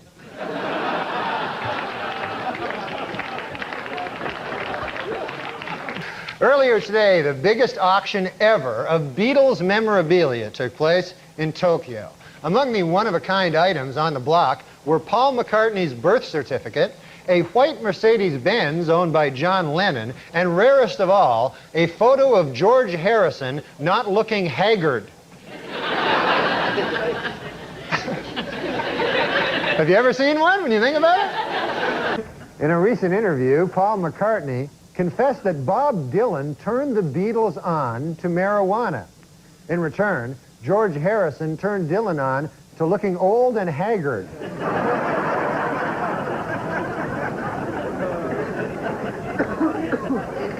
I've never seen a picture of George Harrison not haggard. He's somewhere, he's be-haggard. He's like beleaguered and haggard. Like he's haggard with a beleaguered Be-haggard? Yeah. I always want the new people. Oh, hey, guess what? There's a young girl that's middling attractive that swears a lot. Let's get her. Right? Is that the new fucking thing? Yeah. Sarah Silverman, hysterical. Right. Who's funnier than her? Nobody. No, except dudes. But, Nobody. but I think she spawned these other ladies that they forget that she's funny, and they think the whole point is just to be semi-hot, attractive, and then talk about sucking cock. And you got to show a shit. lot of leg. You got to show a lot of leg with little skirts on, and then talk about sucking cock and manipulating balls with your hand, and it's hysterical. Bring back Phyllis Diller. Some ugly old bag. Rosemary. Rosemary. Those are the funny ladies. Wow. Whoa, that is old. The funny ladies always used to be ugly old bags. Or Roseanne. You know what I mean? Let me ask you this. Of all the people that you've ever interviewed over the years, how many people would you say you've interviewed? 40,000. 40,000. That's what they figure 40 years, about 1,000 people a year. 40,000 guests. Now, who was the physically ugliest guest you ever encountered? The ugliest. Ugliest. The Elephant Man. You ever interview the Elephant Man? No, we tried. He was ugly. But we didn't do it. We almost had Siamese twins once. Really? Didn't do them. You're saying Siamese twins are ugly? They were connected at the head. And that would have been difficult. Not attractive to you? No. Would you marry a Siamese twin? Now stop that. I didn't come here to be insulted. No, but all right. So you never interviewed I'm the trying Elephant to think if you asked. No, I did not interview the Elephant Man. I'm trying to think of the ugliest man I have ever interviewed.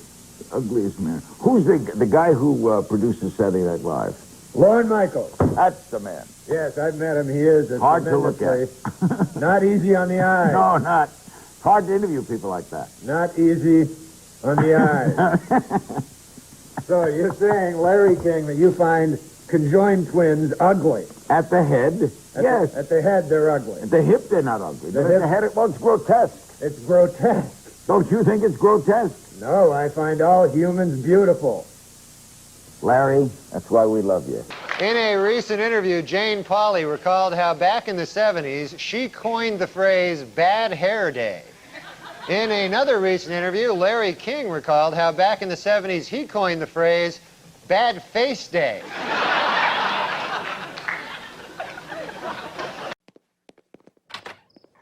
Who are you? I'm Callista Flockhart. Who the hell do you think I am? I'm deaf. Which one of you is Peter Griffin? He is. Come on, man. Which one of you is Peter Griffin? This is Peter Griffin. Hey, that's a good one.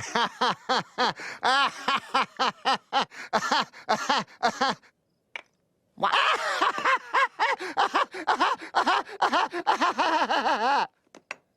Why are you... No, wait. I'm not finished holding my sides. Why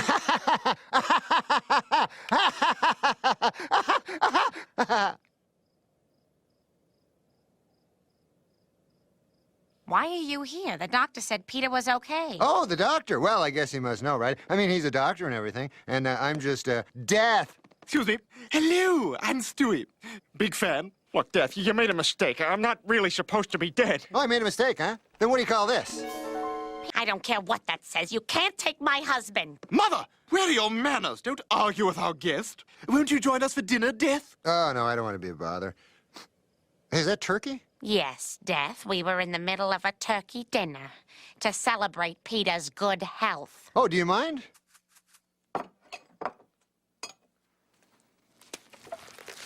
Ew, how did you do that? Oh, well, let's just say when I was younger, I did some films I'm not particularly proud of. Well, that does it for me. Let's go, Peter. Wait!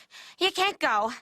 After dinner, we usually go into the living room and live for another 40 or 50 years. 40 or 50? Let's go. Hey, Death, you got a file on me? Yeah, somewhere. It's in the car, I think. Does it mention that I ran 2 weeks of junior varsity track? Let's not do this. Hey, look, I caught Flo, Joe. You don't think I can catch you? My ankle! Yeah, listen, don't help or anything. I'm totally fine.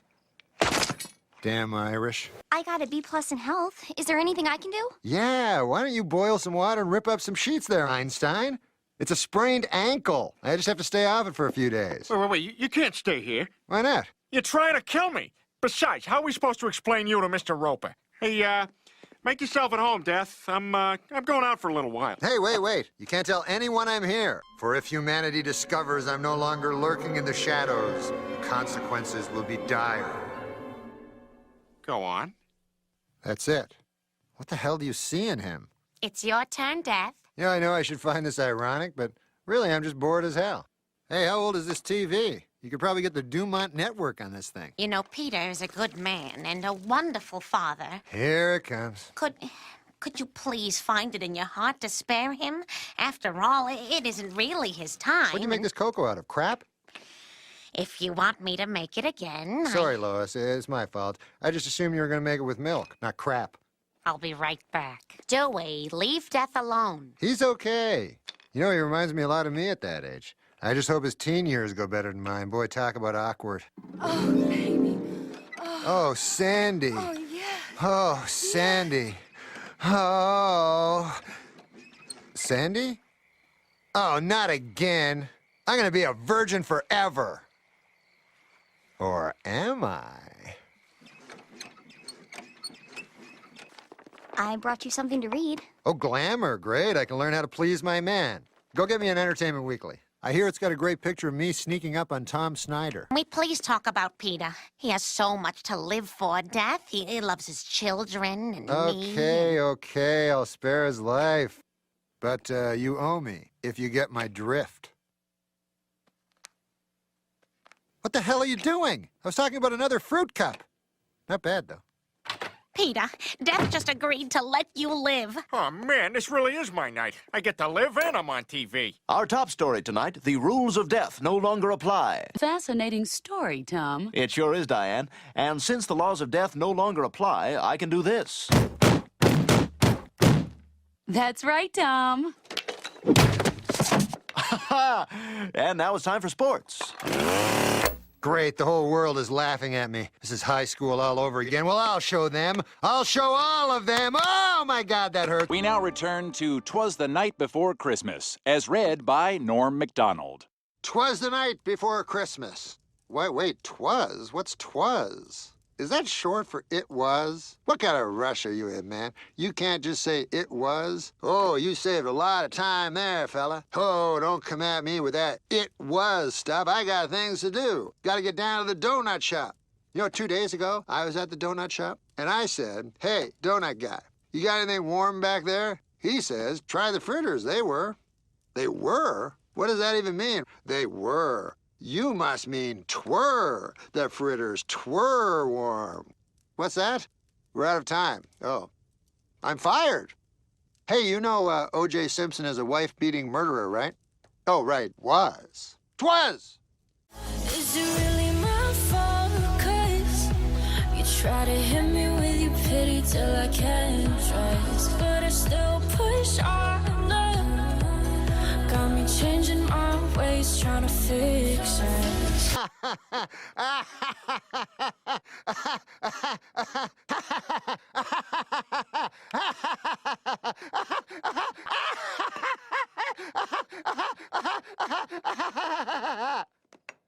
That clock is set at 10 past 10, and that's because this guy drinks like a fish, and we want to remember, remind him how to drive. To drive, you're supposed to put your hands at 10 and 2. Did you know that? No.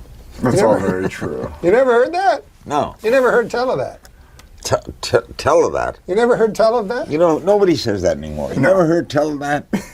Because we have a thing here in the United States where you go and talk in front of the president. So you do a stand-up comedy, which is what I do. To the president? To the president and a bunch of press people. When? It's like a roast. Yeah. You never heard of that? Never heard tell of that? Go and do comedy at the president. Yeah. He sits down, you go and do some comedy. Well, not right to him, not just one-on-one. Right. There's a bunch of press people. The White House correspondence. It's called the White House correspondence. And so the guy, I said, what do you do for a living there, sir? You know, if you don't mind me asking. What do you do for a living? I'm a nightclub comic, I tell the guy. So he says to me, I work down at the University of Science there. He says,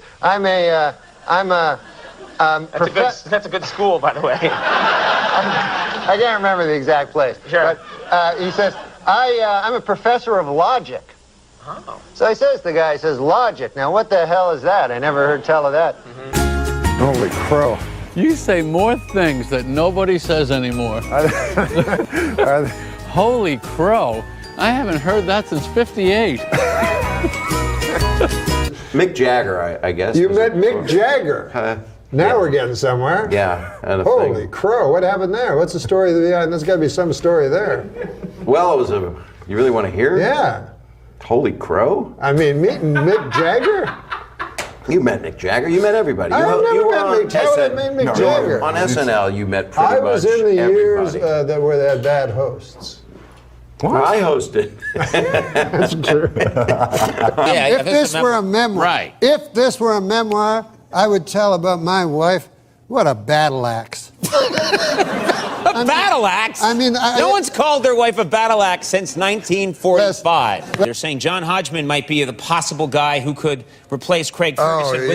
What about him? Well, you see, he's too smart. Nobody wants an egghead or a blue stocking. What they want is No one's talked that way in 80 years. What do you mean? No one wants an egghead or a blue stocking. They want a ham and egg man. They want a guy who gets his hands dirty. That's right. They want a fella like you and me, a man of the people. Okay, I'm gonna try this. Do you like hot sauce? Oh, I hate it. But you gotta try new things in life. No, you don't. Yeah, you're right. Whoa! Son of a gun, that's hotter than a $2 pistol. Man alive. Well, welcome to Phoenix. How long have you been in town? I got in yesterday and I burned myself all over. We said, what were you doing? I know, it's hotter than a $2 pistol in this town. See your little peeling a little bit on the nose? Yeah. So you don't come here often in the summer, is that what you're saying? No. Yeah, it's a good plan not to come in the summer. And it's nice every other People leave month. in the summer, right? Yes. Yeah. They scurry out. Spent a lot of time in Southern California, San Diego. Are you drunk? Because all you did was ride a cooler and you're sweating. I am. Well, it's hot it's hotter than a $2 Well, he's pistol got like in here. 12 layers on, Yeah, I think. thought it was going to be really cold. Well, you're from Canada. This should be springtime for you. No, I know I'm from Canada, but I'm still a human being. Like it's not like we evolved differently. I'm from the frozen north. Yeah. Yeah, it gets colder than here it comes. Get your finger on the panic button. No, it gets colder than a vampire's demeanor. Okay, that's better. Wow. Surprisingly cerebral. You said this is the coldest you've ever been. You're Canadian, so are you okay with this? I've been colder than this. I've been colder than a vampire's. Go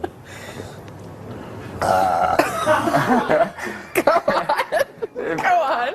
That's like We're an waiting. 8 a.m. joke. We can do it at 7:19. The stage is yours. Larry, can I borrow $25,000? Whoa! That's a lot of money, Norm. What's it for? Well, I think you probably know. Gee, I usually don't lend that much money, Norm.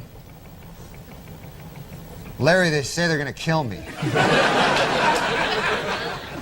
All right, Norm, but I want it back. Okay, all right. Good. You're a good man, a scholar, and a gentleman. Thank you. You're a good man. Let's do business.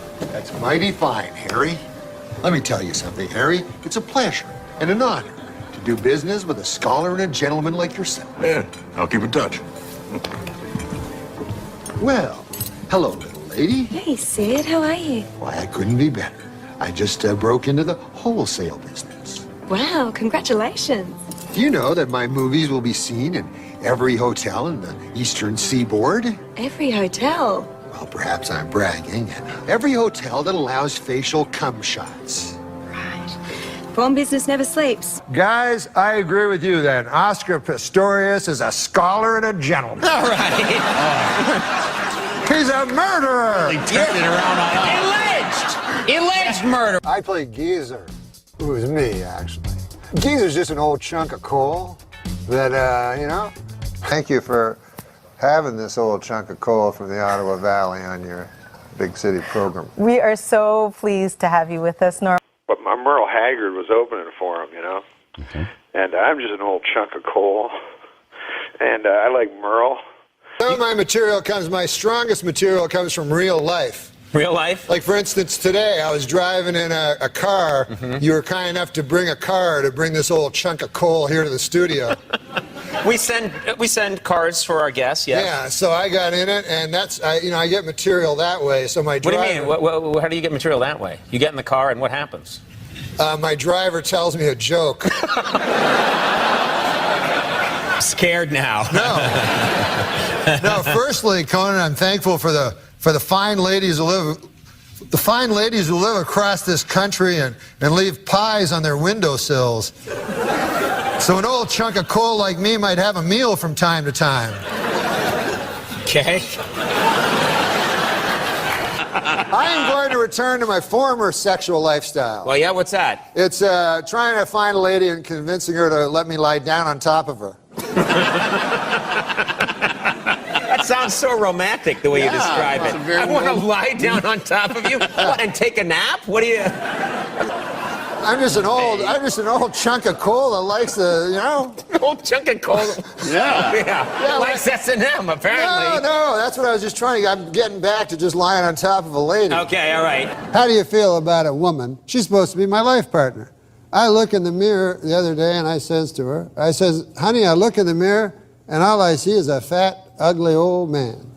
And I need you to give me a compliment. She says, all right then. Your eyesight is damn near perfect. I said, you dirty dog.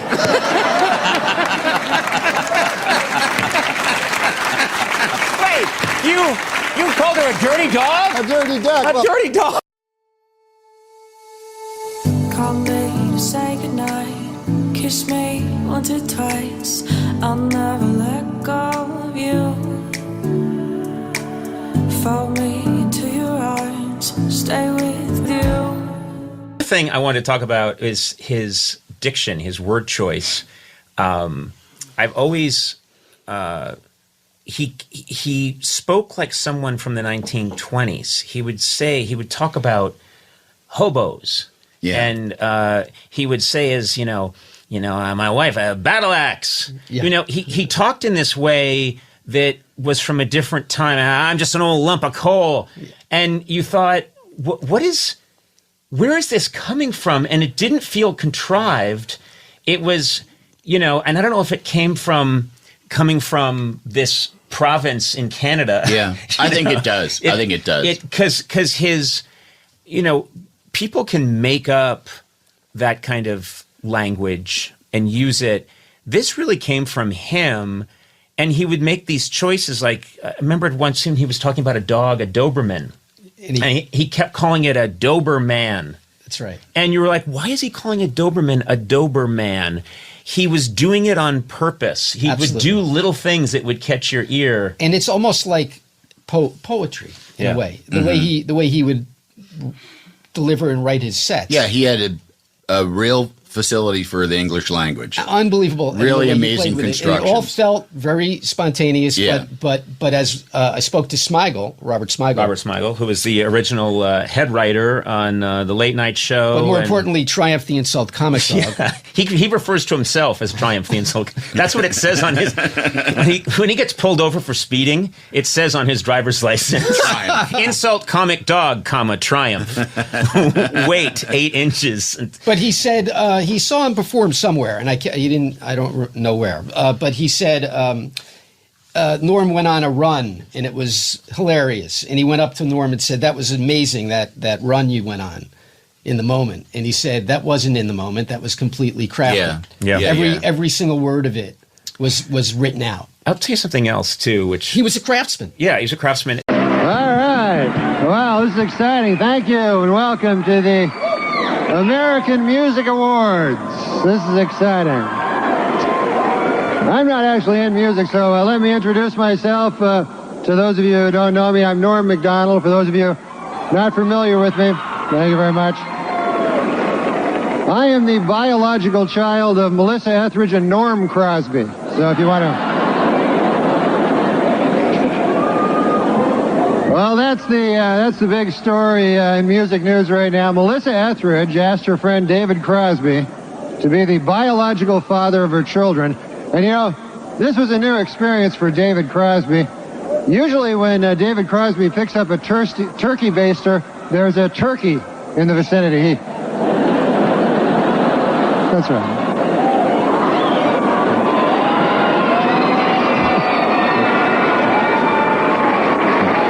He's a fat guy.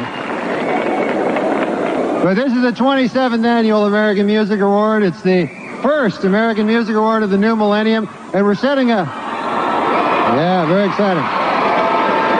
Very exciting. And we're setting a big record here tonight. Three straight hours of ABC programming without Regis. So that's kind of exciting.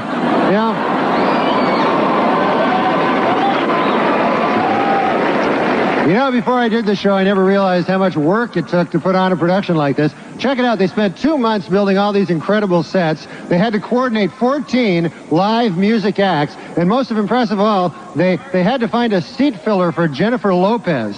She got a...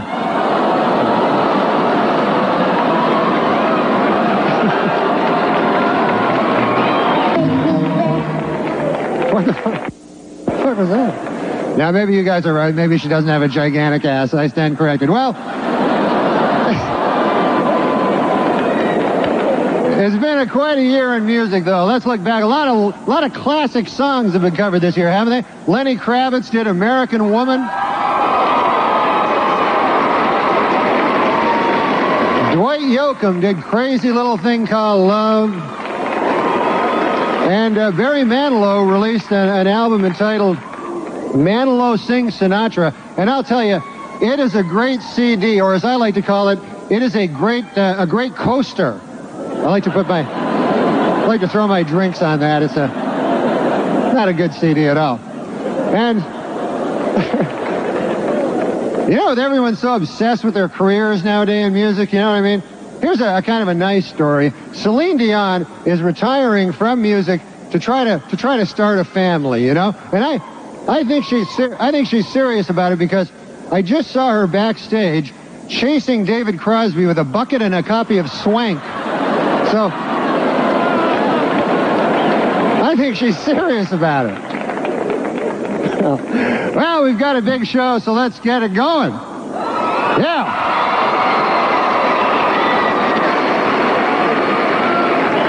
Here are our first presenters. As Dr. Fraser Crane, he's achieved stardom in TV, and with hits like Come to My Window and Angels Would Fall, she's achieved stardom in music. But they have one thing in common. They both love the ladies. Please welcome Melissa Etheridge and Kelsey Grammer.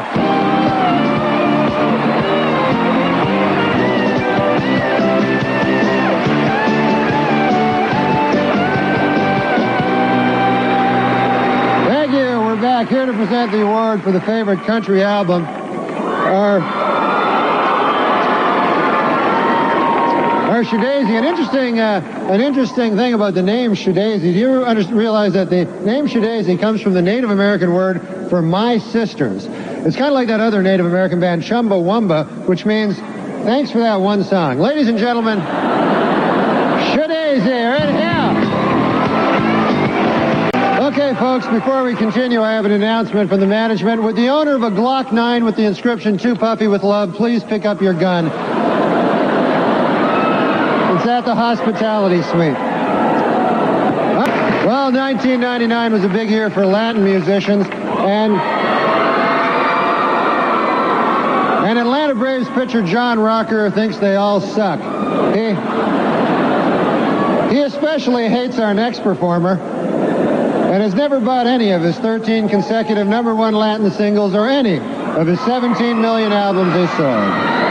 So if you're watching now, John Rocker, be a good time to hit the can. For the rest of us, here he is, Enrique Iglesias.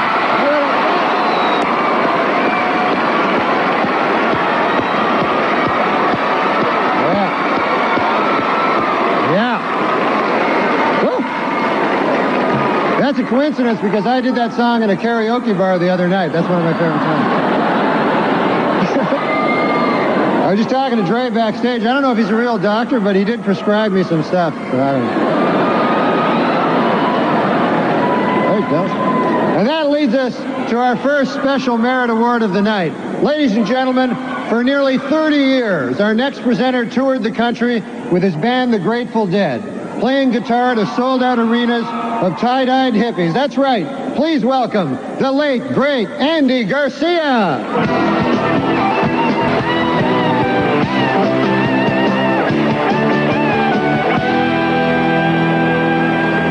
Well, I'll tell you, it's nice to be back on stage out here. You know, I don't want to say my dressing room is small, but Tommy Lee just dropped by to visit. He shook hands with Carmen Electra. He blew out a wall.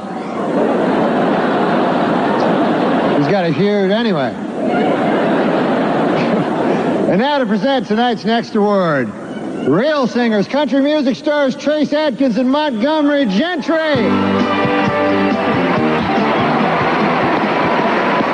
Oh, well, thank you, folks. Exciting. I didn't know the Judds were back together. Did you know that? I just saw them. I just saw the Judds backstage. Yeah, you're big Judds fans? I just saw the Judds backstage chasing David Crosby around with 6 mason jars and a ham sandwich tied on a fishing pole. I don't know what it means. Our next presenters are talented young stars who became overnight sensations with their brilliant debut albums. And if I can take this moment to offer a little friendly advice, kids, whatever you do, when you put out your second albums, don't suck. Please welcome Tal Bachman and Britney Spears.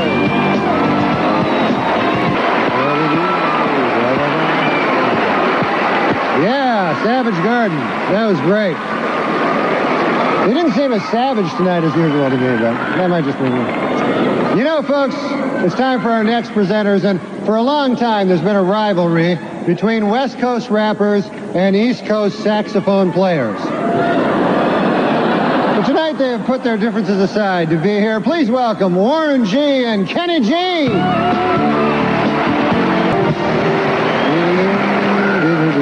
Our next performers took their name from the nickname of their home state. They picked Lone Star because the other nickname for Texas was already taken by that other band, Alabama. Ladies and gentlemen, Lone Star!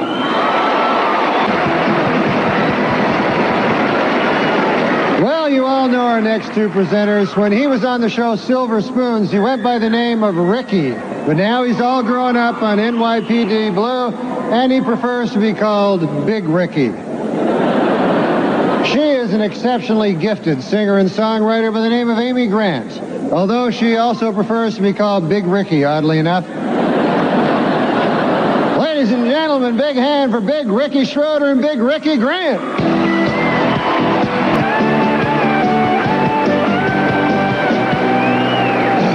Thank you, folks. I'm really happy to save the 90s Artist of the Decade Award for me to present. I have been a huge country music fan my entire life, and I'm a big fan of this guy. In case you don't know, there's been no need for voting on this one at all. The record stands by itself. Look at these statistics. The fastest selling artist in history.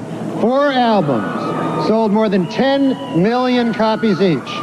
Over 95 million albums sold in all, more than any other American recording artist. By acclamation, the 90s Artist of the Decade, Garth Brooks.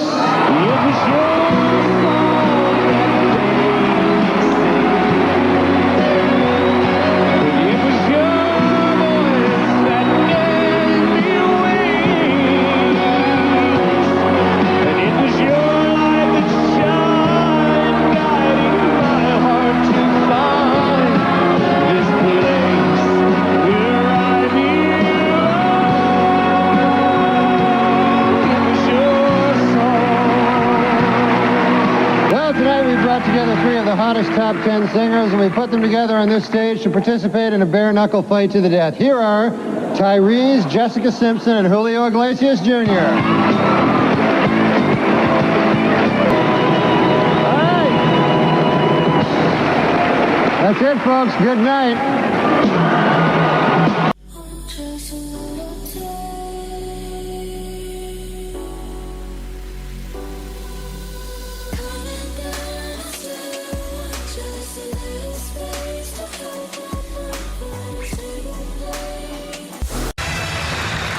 Thank you very much. I'm very excited to be here, you know, and I was asked to host the ESPYs this year. Yeah, hi, that's my name, Espen. When I was asked to host the ESPYs this year, folks, I said yes immediately for one reason and one reason only. This show has interns.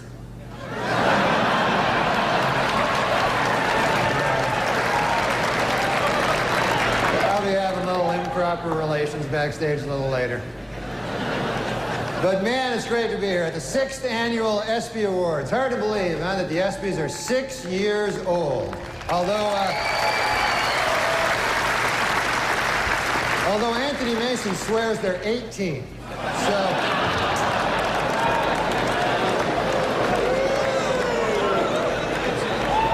yeah, he'll be having sex with the ESPYs in about 12 years. So I was a little late here tonight. I took the cab to the theater, folks. And I don't know if you've ever been in these New York City cabs, but I got one of those cabbies, couldn't speak English, you know. Saw his name there on the dash. I couldn't even pronounce it. I think it was something like Hideki Arabu. I'm like,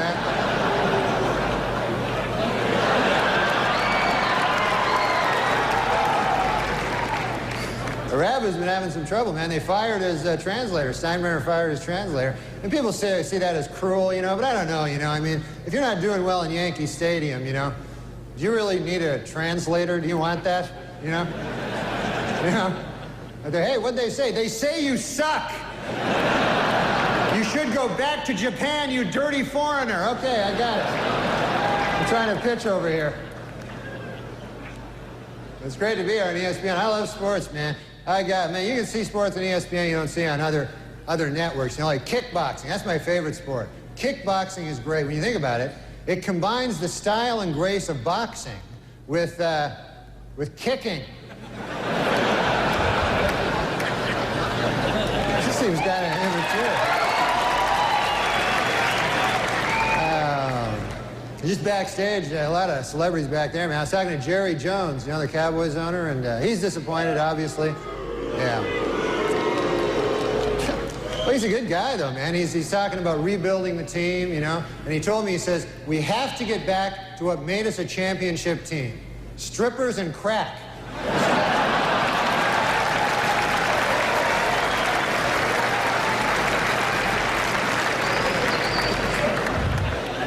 Hey, have you heard about this? Ted Turner and NBC plan to start their own rival football league to compete with the NFL. And not much known about the specifics of this new league, except for this, it will suck. They know that. So they might have trouble, you know, getting advertisers when we know it will suck. And of course, congratulations to the Denver Broncos for winning the Super Bowl. How about that?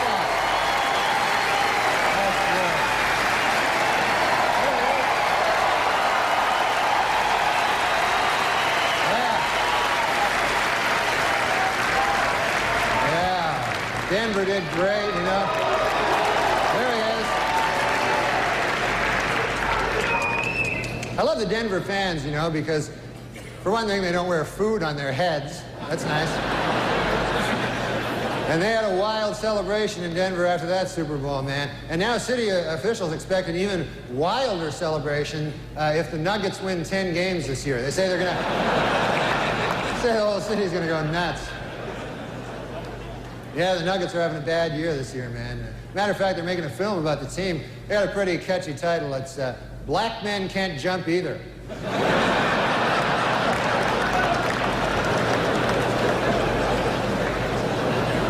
Well, NBA All-Star Weekend over. That was exciting, man. The East beat the West. Jeff Hornacek won the three-point shootout.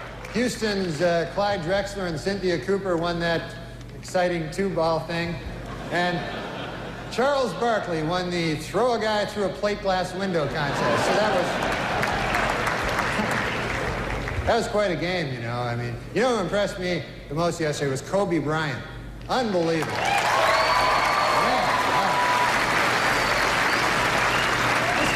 This guy's amazing. 19 years old, the youngest starter ever in the All-Star game, and he played so well that today he was named spokesman for NBC's new public service campaign called Screw It, Who Needs College? Of course, the biggest story in basketball, no question about it, Michael Jordan may retire. Yeah, Michael Jordan may retire after this season, and it's terrible news for Bull fans, you know, but it is terrific news for golf hustlers. They're happy about it. But Jordan is very serious, though, about leaving. In fact, he's already called the Hall of Fame to make sure that his plaque bears his basketball nickname, Air Jordan, and not his baseball nickname, Senior Crappy.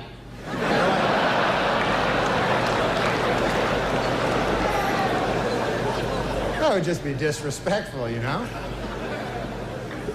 Well, how about them Winter Olympics? They're finally underway, so we've got a lot of great stuff to look forward to the next 2 weeks, like hockey and, well, just hockey, really.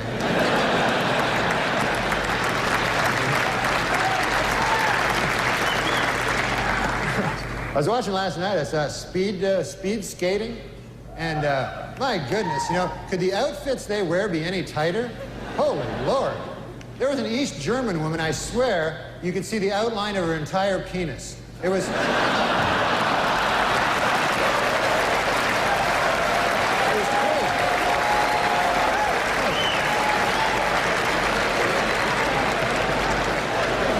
Oh, my goodness.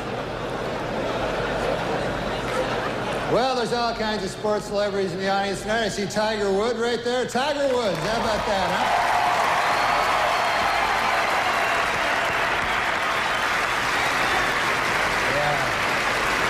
Yeah, he's up for golf. Of course, he's up for Golfer of the Year. This ESPYs, and you know who I feel sorry for, folks, is the other two guys nominated for Golfer of the Year.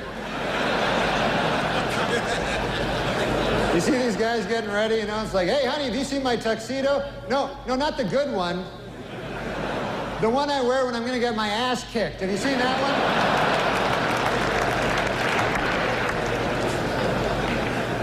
Yeah, Boomer Esiason is with us. Boomer. How you doing, buddy?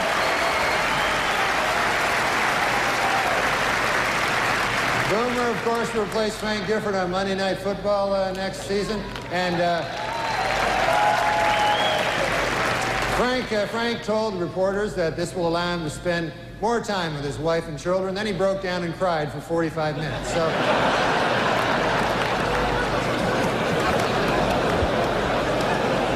And there's Charles Woodson. How about that? What a season he had.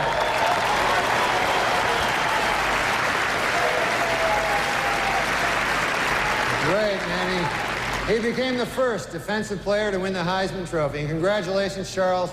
That is something that no one can ever take away from you. Unless you kill your wife and a waiter, in which case... all bets are off. It's a word of advice.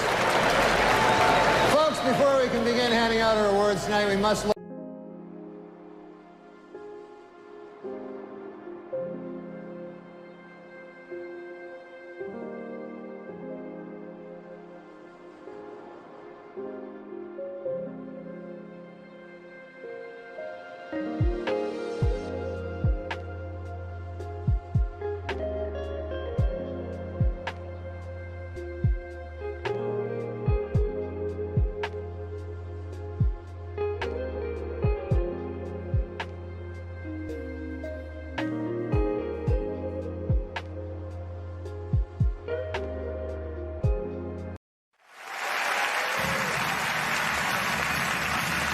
Live from Toronto at the Sony Centre, it's the 4th Annual Canadian Screen Awards with your host, Norm MacDonald, featuring Martin Short, Jay Baruchel, Rick Mercer, Emily Van Camp, Eugene Levy, Jacob Tremblay, Catherine O'Hara, Christopher Plummer, and Donald Sutherland. Now, please welcome Norm MacDonald.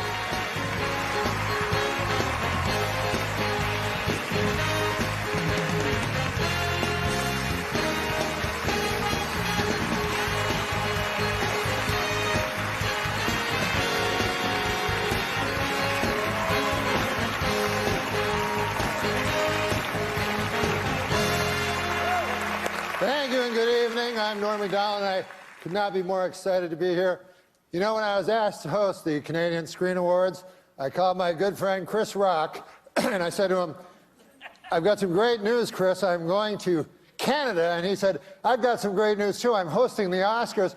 What are you doing in Canada? And I said, you know, visiting some family, friends. The usual. We're coming to you live from Toronto, or as you cost-cutting location scouts call it, New York City. Look at this beautiful crowd, though. Isn't it something? Dashing men. That sounded like Bobo. Look at this beautiful crowd, though, folks.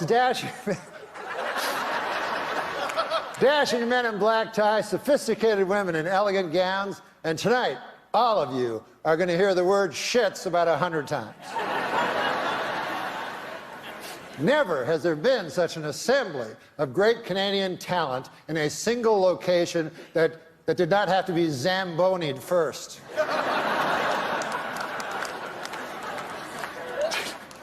Tonight, the CSAs are being seen in over 50 countries. Isn't that exciting?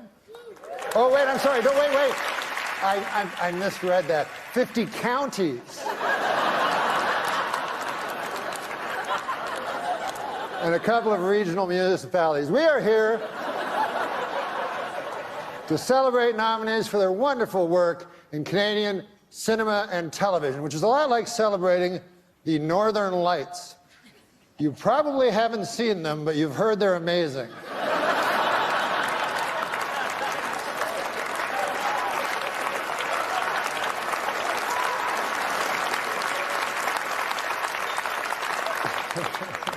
You know, we were worried people would record the show and they'd just fast forward to the good parts, as is the want these days. So we have put a plan in place to prevent that from happening. We have decided to not have any good parts.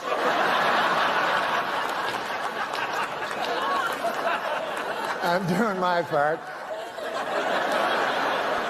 But no, that's not true. We have a lot to celebrate in our industry. Amongst the TV shows nominated tonight are Amazing Race Canada,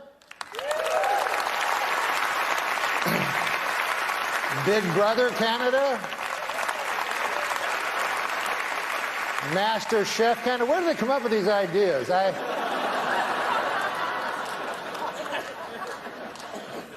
We are honored to have the great Christopher Plummer here tonight.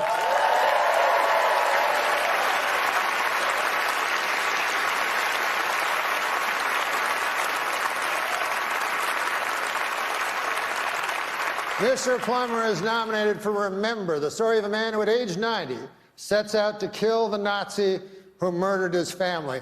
And I thought I left things to the last minute.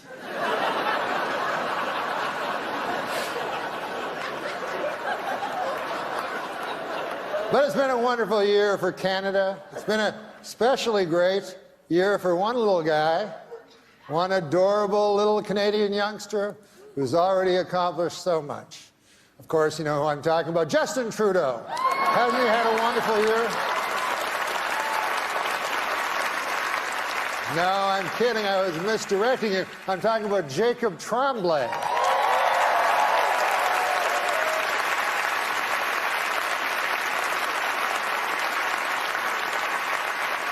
Jacob is up for Best Actor, and he will be competing against the aforementioned Christopher Plummer. You know, Jacob is only 9 years old. Christopher Plummer, 86 years old.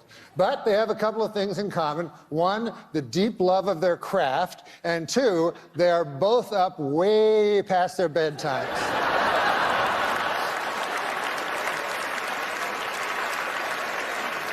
And tonight, the Lifetime Achievement Award will be presented to Mr. Martin Short.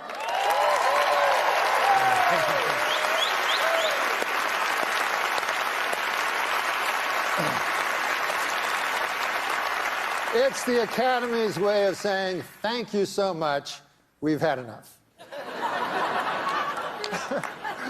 Little Don Rickles. As a friend, it's over. Ingenue Ellis is here tonight. Absolutely.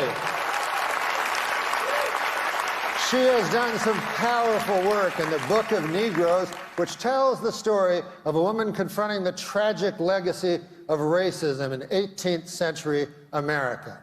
Oh, did I mention on the show Sunnyside, I play a talking manhole?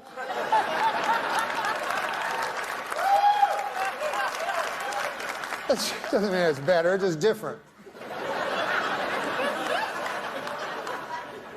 Ross of Sutherland is here, nominated for his role in River.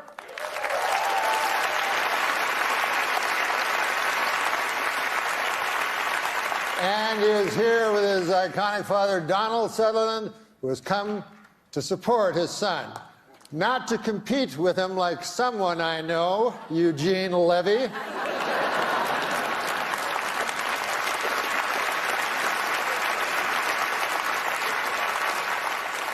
Oh, and Catherine O'Hara is here tonight, the wonderful...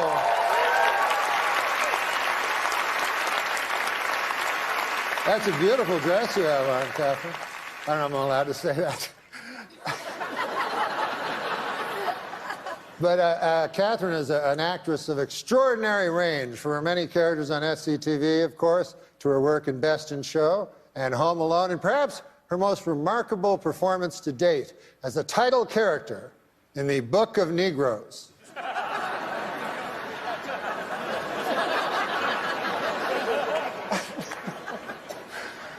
I lost $1. It's been a busy weekend getting here. We lost an hour. As you know, daylight savings time went into effect last night. I give it 6 months.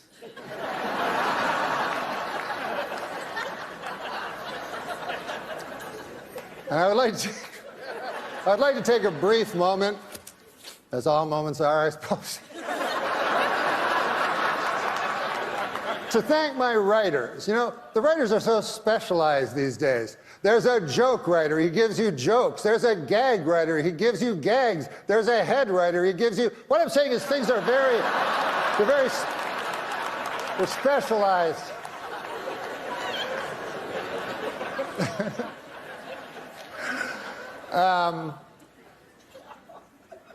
Well, we're going to start the show, but I was... It hasn't started yet, you didn't know. I saw a wild look of alarm cross your eyes. But I was backstage yesterday, and we were doing rehearsals, and I asked, what is the statuette called? And they said, it's called the Canadian Screen Award. And I said, well, that seems kind of dull. Like, what? That's the name of the award? And they said, well, we've been bandying around different names, but none of, they said in Canada it takes a long time to get stuff done and stuff. But one of them they mentioned was the Candy.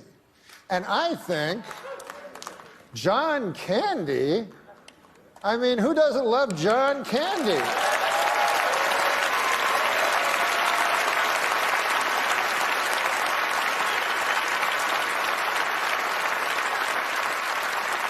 So of course, the statuette should be called the Candies. So what I'm asking you to do is, if you are a presenter, ignore the teleprompter and say, the candy goes to. And if you are lucky enough to win one, go, I won a candy. What do you think of that? Can you go along with that? Excellent. That would make us a better nation.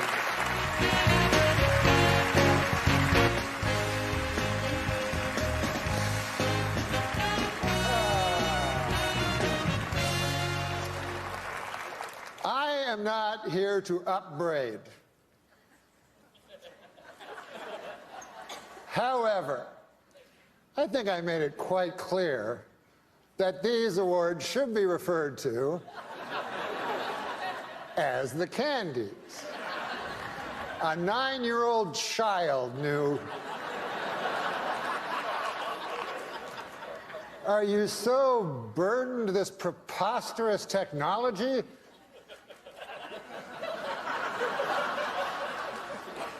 So I would like not to see that again.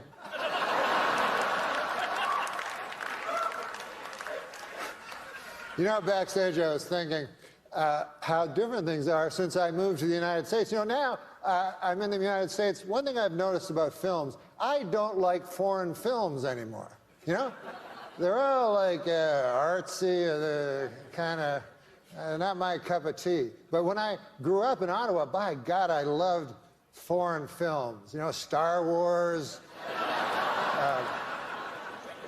Smokey and the Bandit. Do you remember that one?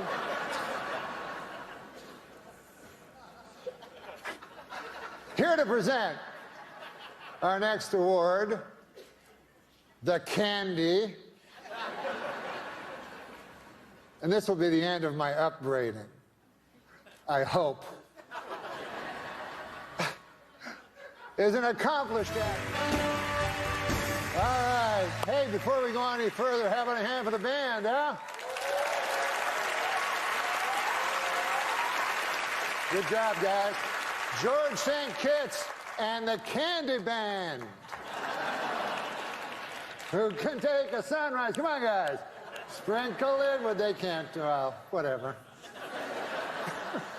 Well, our next presenters are political people, and it made me think, because I was just told Cape Breton Island, I don't know if you know this, but they are offering sanctuary to anyone that lives in America after Trump is elected president by a landslide. And I agree with this in principle, but why Cape Breton Island? I mean, can't I just flee to Toronto? Do I have to leave the fucking planet? I mean,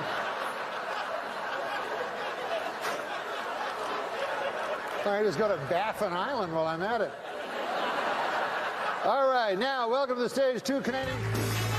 Oh, the candies are going great so far, aren't they?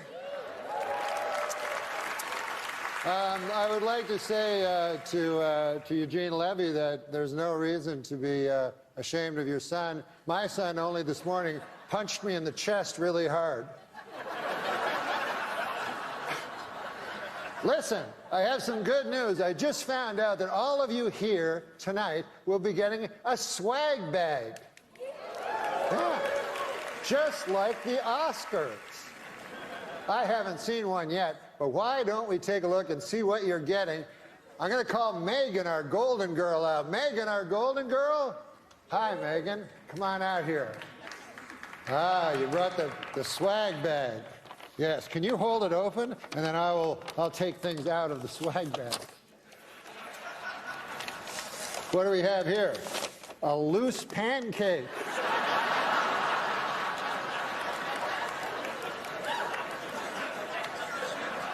What else we got here, Megan? We got, oh, this looks cool. It's a CD, you know what they are, of Nelly Furtado singing all the national anthems.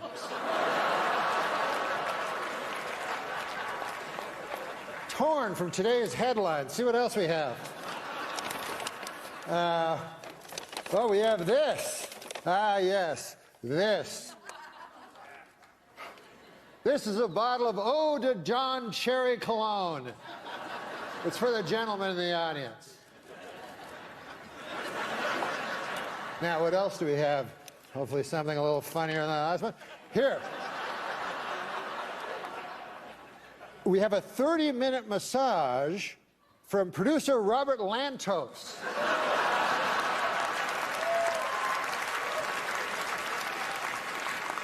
Don't try to go for 50. You only can hit 30. Then what else do we have here? Oh, a curling stone. You know what these are made of? I always took them for granite.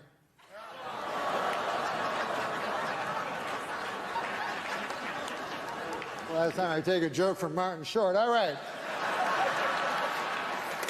Megan, just do some house cleaning here. Having a hand for Megan, our Golden Globe. A natural mistake. Now, please welcome one of Canada's... All right. I want to apologize for running out earlier. I don't know if anybody saw that. But, you know, these things happen in live TV, and it reminds me actually of a maxim that Christopher Plummer told me many years ago. He said, before a live awards ceremony, do not eat a fistful of LSD.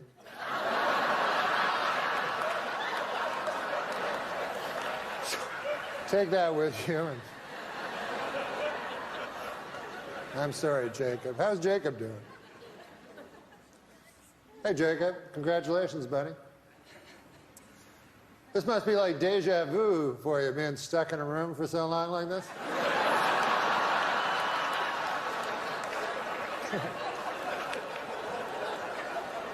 All right, folks, please. All right. Listen, guys. For some reason, I've been told to stretch. So,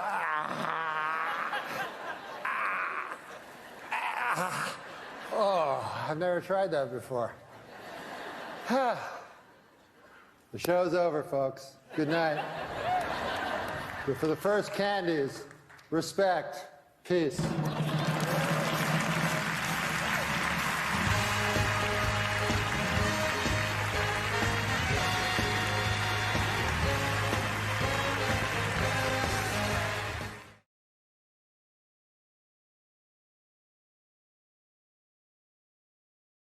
My other friend was mentally retarded. Now, I know you're not supposed to say that anymore, but that's what we said then, you know, and I understand that term. You know, it means that you're arrested. Your mental capacity has been retarded or arrested. So, anyways, I'll say Down syndrome. I don't care. I didn't say it for a long time on account of I thought people would think I was a doctor, and I'd have to hit their knee with a hammer or something. I don't know. The stewardess comes up.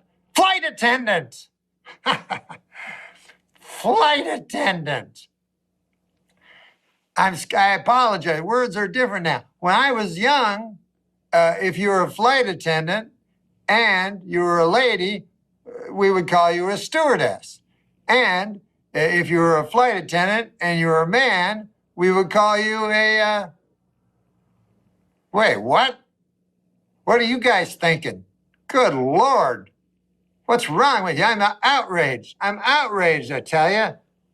I'm outraged at what you are thinking. Just because I paused for a second. I was going to say a steward. If you're a flight attendant, you were male, we used to call you a steward, you know? But words have changed, folks. That's the way things go, man. They're always going to be different. You know, words, they change. That's why I can't understand goddamn Shakespeare, you know? I remember one time when I was a little boy, I went up to my dad, I said, Dad, I think I'm a little girl. And he said, I thought you had a cock. And I was like, oh yeah, you got me. Now, the only reason I tell you that is to show how hateful we were back then. You know what I'm saying? Now, every person knows that people are nuanced. They're not all evil or all good, you know. My dad did good stuff, you know. He was in the Second World War. You know, he fought Hitler. I mean, you know, he had help. It wasn't like he didn't have a fist fight with Hitler. But I'm saying he liberated us from what could have been the icy grip of Nazism. How about that? So that was his good side, you know? His evil side was this crazy idea he had that having a cock had something to do with being a boy.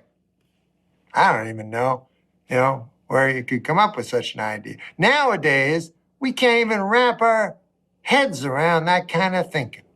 But people used to actually think that. Isn't that something? Now, in other ways, my father was very progressive. For instance, we had a gender-neutral bathroom.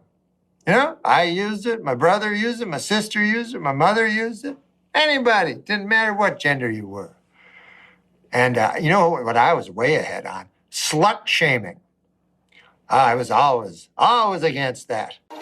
These broken pieces I hold in my hands don't have a chance to mend at all. Before they get thrown into chaos again, I try to pretend I'm whole enough to stand in this world so unsteady. I don't like words that hide the truth. I don't like words that conceal reality. I don't like euphemisms or euphemistic language. And American English is loaded with euphemisms because Americans have a lot of trouble dealing with reality. Americans have trouble facing the truth. So they invent a kind of a soft language to protect themselves from it. And it gets worse with every generation. For some reason, it just keeps getting worse. You know what we should rap on? Disco Duck. No. Oh yeah, that's great. I think you can hear me. Yeah, I think you can too. That's something. We also love Billy Baldwin, and I don't know if there's any kind of cool. No, we stories. love that story. Yeah, the story of you when you first learned to do the Billy Baldwin impression. Yeah, like we're really bad at like setting it up. Yeah, you like whispering into. Tell him to set up the Billy Baldwin. Before the Michael Jackson time, I went out with a girl, and we were at her house, and we were watching Sliver. Oh yeah. And she said, you something you kind of look like him. And so then I just went home and was like, I need to look like Billy Baldwin because she likes him. And so I just figured out that his face is just always. It's just always like. How does he do that with his face? Unbelievable. And he's just everything he does is just always doesn't move. Jim Carrey can do that with his face. He's I mean that's. But I haven't seen anybody else be able to do that with their face before. I can't at all. Jeff Richards does it a little, but that's unbelievable. That was unreal. You're very sweet. How does it go again? But it's just it's the Baldwin. They all go there a little bit at some point. Every time there's everyone. Sometimes you'll see a little Alec will go there. Did you have Alec Baldwin? He must have. Oh yeah, every season pretty much. He's amazing. I don't know what he's doing now. He was unreal. Weird tweets. But you know, he's being caricatured on Saturday Night Live, like quite mercilessly by Alec Baldwin. Like, Is it funny to you? Is that funny? No.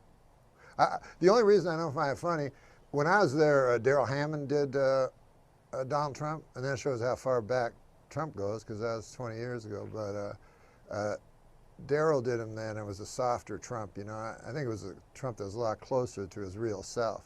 But if you do, the problem with if you do an impression of someone, you have to like that person, you know, because you're playing the person, and people like themselves. So you can't play someone and have contempt for them at the same time. You know, it doesn't work as an impression. So I don't like his impression, and I have no political affiliation. I just mean from a comedy level. It used to come when he was a lot younger, I guess, because it was when I started, which was 20 years ago, and he was married to Kim Basinger. And he'd complain about her, like, you know, she's the most beautiful woman. He'd go, fucking wife. She bought a town. He was mad because she bought a town. A town? She bought a whole town? Yeah, oh my God. So their credit score went down a little. Gosh, Robert, I can't tell you how great it is to have you on the program. You know, the work you've done over the years, just top notch. It must make you very happy. Huh? A little bit. Yeah. I saw Marvin's room, and I have to say, just a fine piece of work. Robert, it's a great cast. You got Meryl Streep, Diane Keaton. Oh, and you know who I particularly enjoyed in the film was Chong. Yeah, he was good. He was very good. We're filming Taxi Driver. Marty turns to me. He says, "Oh, let me guess. Probably said this. Probably, yeah, you enjoy the shrimp?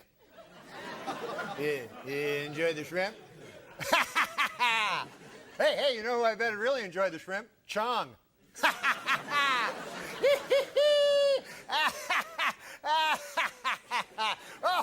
But the coolest thing he did, he walked in and he threw a whole bunch of cigarettes. Like he had 12 packs of cigarettes. Oh, wow. And I thought that was really cool.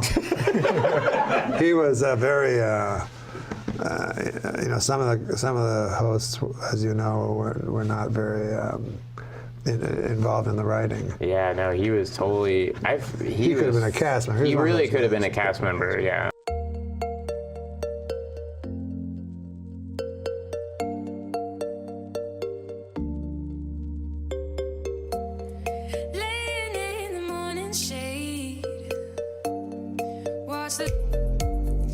Can you name all the Baldwins? Yeah, I was just trying to show off.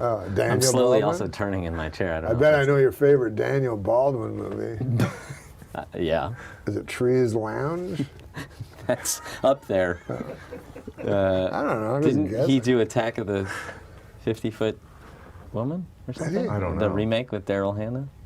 Oh, I would have guessed Gina Davis. Or something? Yeah. Or she did that? Attack of the 50-Foot. Or I think I heard Matthew Perry once in an interview. I think he basically said he invented sarcasm. I think he said that. Norm was on Saturday Night Live. Norm tells the best fucking stories about some of those celebrities that went through there. And Matthew Perry had an assistant and said, you know, he said to Norm, Matt wants to do a sketch that he wants you to be in where he talks like he does on Friends. He calls it Matt speak. And Norm said, what are you talking about? He goes, well, you know, he invented a way of talking, the way he talks on Friends, Matt speak. And he showed him a clip, and Norm said, are you talking about sarcasm? Matthew Perry called sarcasm. He renamed it Matt speak. Hilarious. And Norm goes, you're talking about sarcasm? What about the black odd couple, Gil? They should have just said to him, oh, that was really good. I think one of the younger writers said, I think Matthew Perry's a genius. I think that's what it was. And Norm said, is he good at math or something? Harvey Weinstein was holding court. He was talking about he had seen that scene of alternative comedy, and he'd seen somebody that everybody, you know, was kind of at that moment was the king of that. That's all. And you know, Harvey Weinstein, I've been seen him at work. He's a very obnoxious, he just yells shit out that he thinks is brilliant, like Stephen Wright jokes or something. Right. You can't have everything. Where would you put it?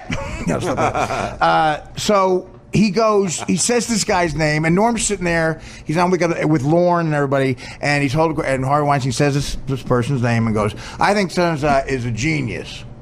And then he looks at Norm and goes, Norm, what do you think? And Norm goes, Is he good at math or something? Okay. All right, Artie, first things first. You and Chris Farley on the Dirty Work set. Oh, wow. Dirty Work was his last movie, Farley. Right. And in between shooting Dirty Work and dying, he did Saturday Night Live. He hosted it. So Norm said he's out of control. You got to come to the after party to help me watch him. That's how out of control he was. I was asked to watch Norm MacDonald and Artie Lang are our babysitters. Yeah, exactly. Right. So Norm leaves for a couple of minutes, and I see Chris disappear into a bathroom with Andy Dick. True story. 5 minutes he's in there. He comes out giggling. Norm comes back and goes, what's going on? I go, bad news, man. He went into a bathroom with Andy Dick for 5 minutes, and, you know, there's only two reasons a guy goes into a bathroom with Andy Dick, and neither one is good. And without missing a beat, Norm said, holy fuck, I hope he's high. So, good news, he was high. Speaking of Norm. Ah, there he is. You and Norm. Yeah, well, there's a few guys I could point to who helped, who took a chance on me when I was either going to go to the joint or rehab, and it was Norm, Howard, and Quincy Jones who did Mad TV. We did a buddy comedy together. We met at the audition. I got terrible reviews when it came out. My hometown paper said Artie Lang has all the charm of a date rapist. True story. That's what the guy said in the review. So Norm said to me, hey, man, that's fucking great. A date rapist has to have way more charm than a regular rapist. He does things that are so ballsy. It takes a lot of risks, and it makes him fun, but also makes him very dangerous. One more for you, Artie. There you go.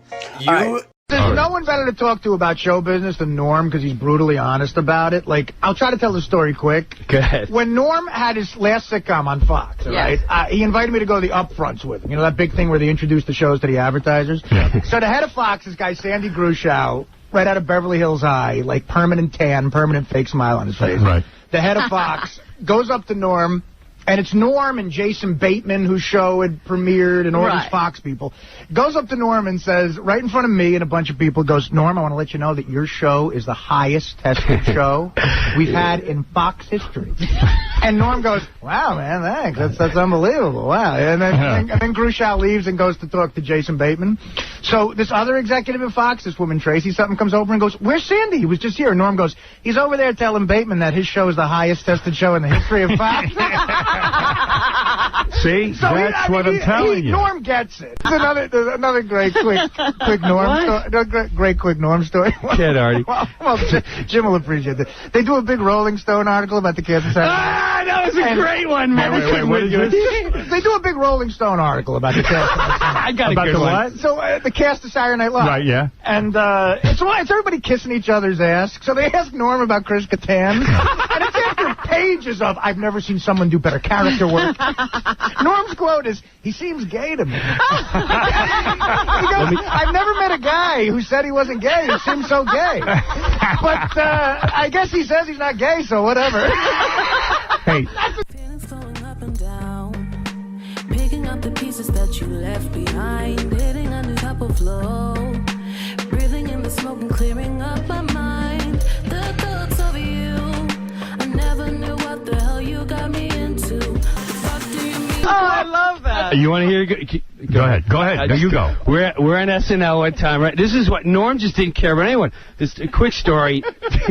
Pamela Anderson is on it. Every time a hot chick would come on, Kattan would go over the top and like, oh my God, you know, he'd write a sketch. We're gonna make out. Right. She's hot. She's with Tommy Lee Hammer. Back off. Yeah, right. I mean, come on. So he writes a sketch, and they do this sketch where it's the Twilight Zone when everyone's in pig face or something. Right. So that's the goof. Mm-hmm. So me, Kattan, we're all in it, and Norm is the guy who's got to go, imagine if you will. And Norm doesn't read sketches, and he's a pro. Right. So he would rehearse it and go, hey, imagine if you will, and second time, and Kattan would go, oh my God, you don't even sound like him. Why would you do that? And I would stand and go, Norm, you gonna hit him back? Like, you gonna say something to him? You just gonna take that from this guy? Now we go to a dress show, which has an audience, and it's being filmed. Right. And again, he starts punking into Norm on the set. Right. He's going, oh my God, Norm, you gonna do it right? It's my only sketch. Right, you don't sound like Rod Serling. He's like, hey, imagine 10, 9, and we're on. Hey, imagine if you will. And he knew the deal. Right. Now we go to air. And Norm still hasn't said nothing. Every time Catan would say something to him, I'd look at Norm like, hey, man, you're my hero. What's up? Because if you're not going to say something, I will. Right. And sure enough, he'd give me like a wink. I swear to you, he'd give me a wink. I'm like, I don't know what's going on. Live Air comes on.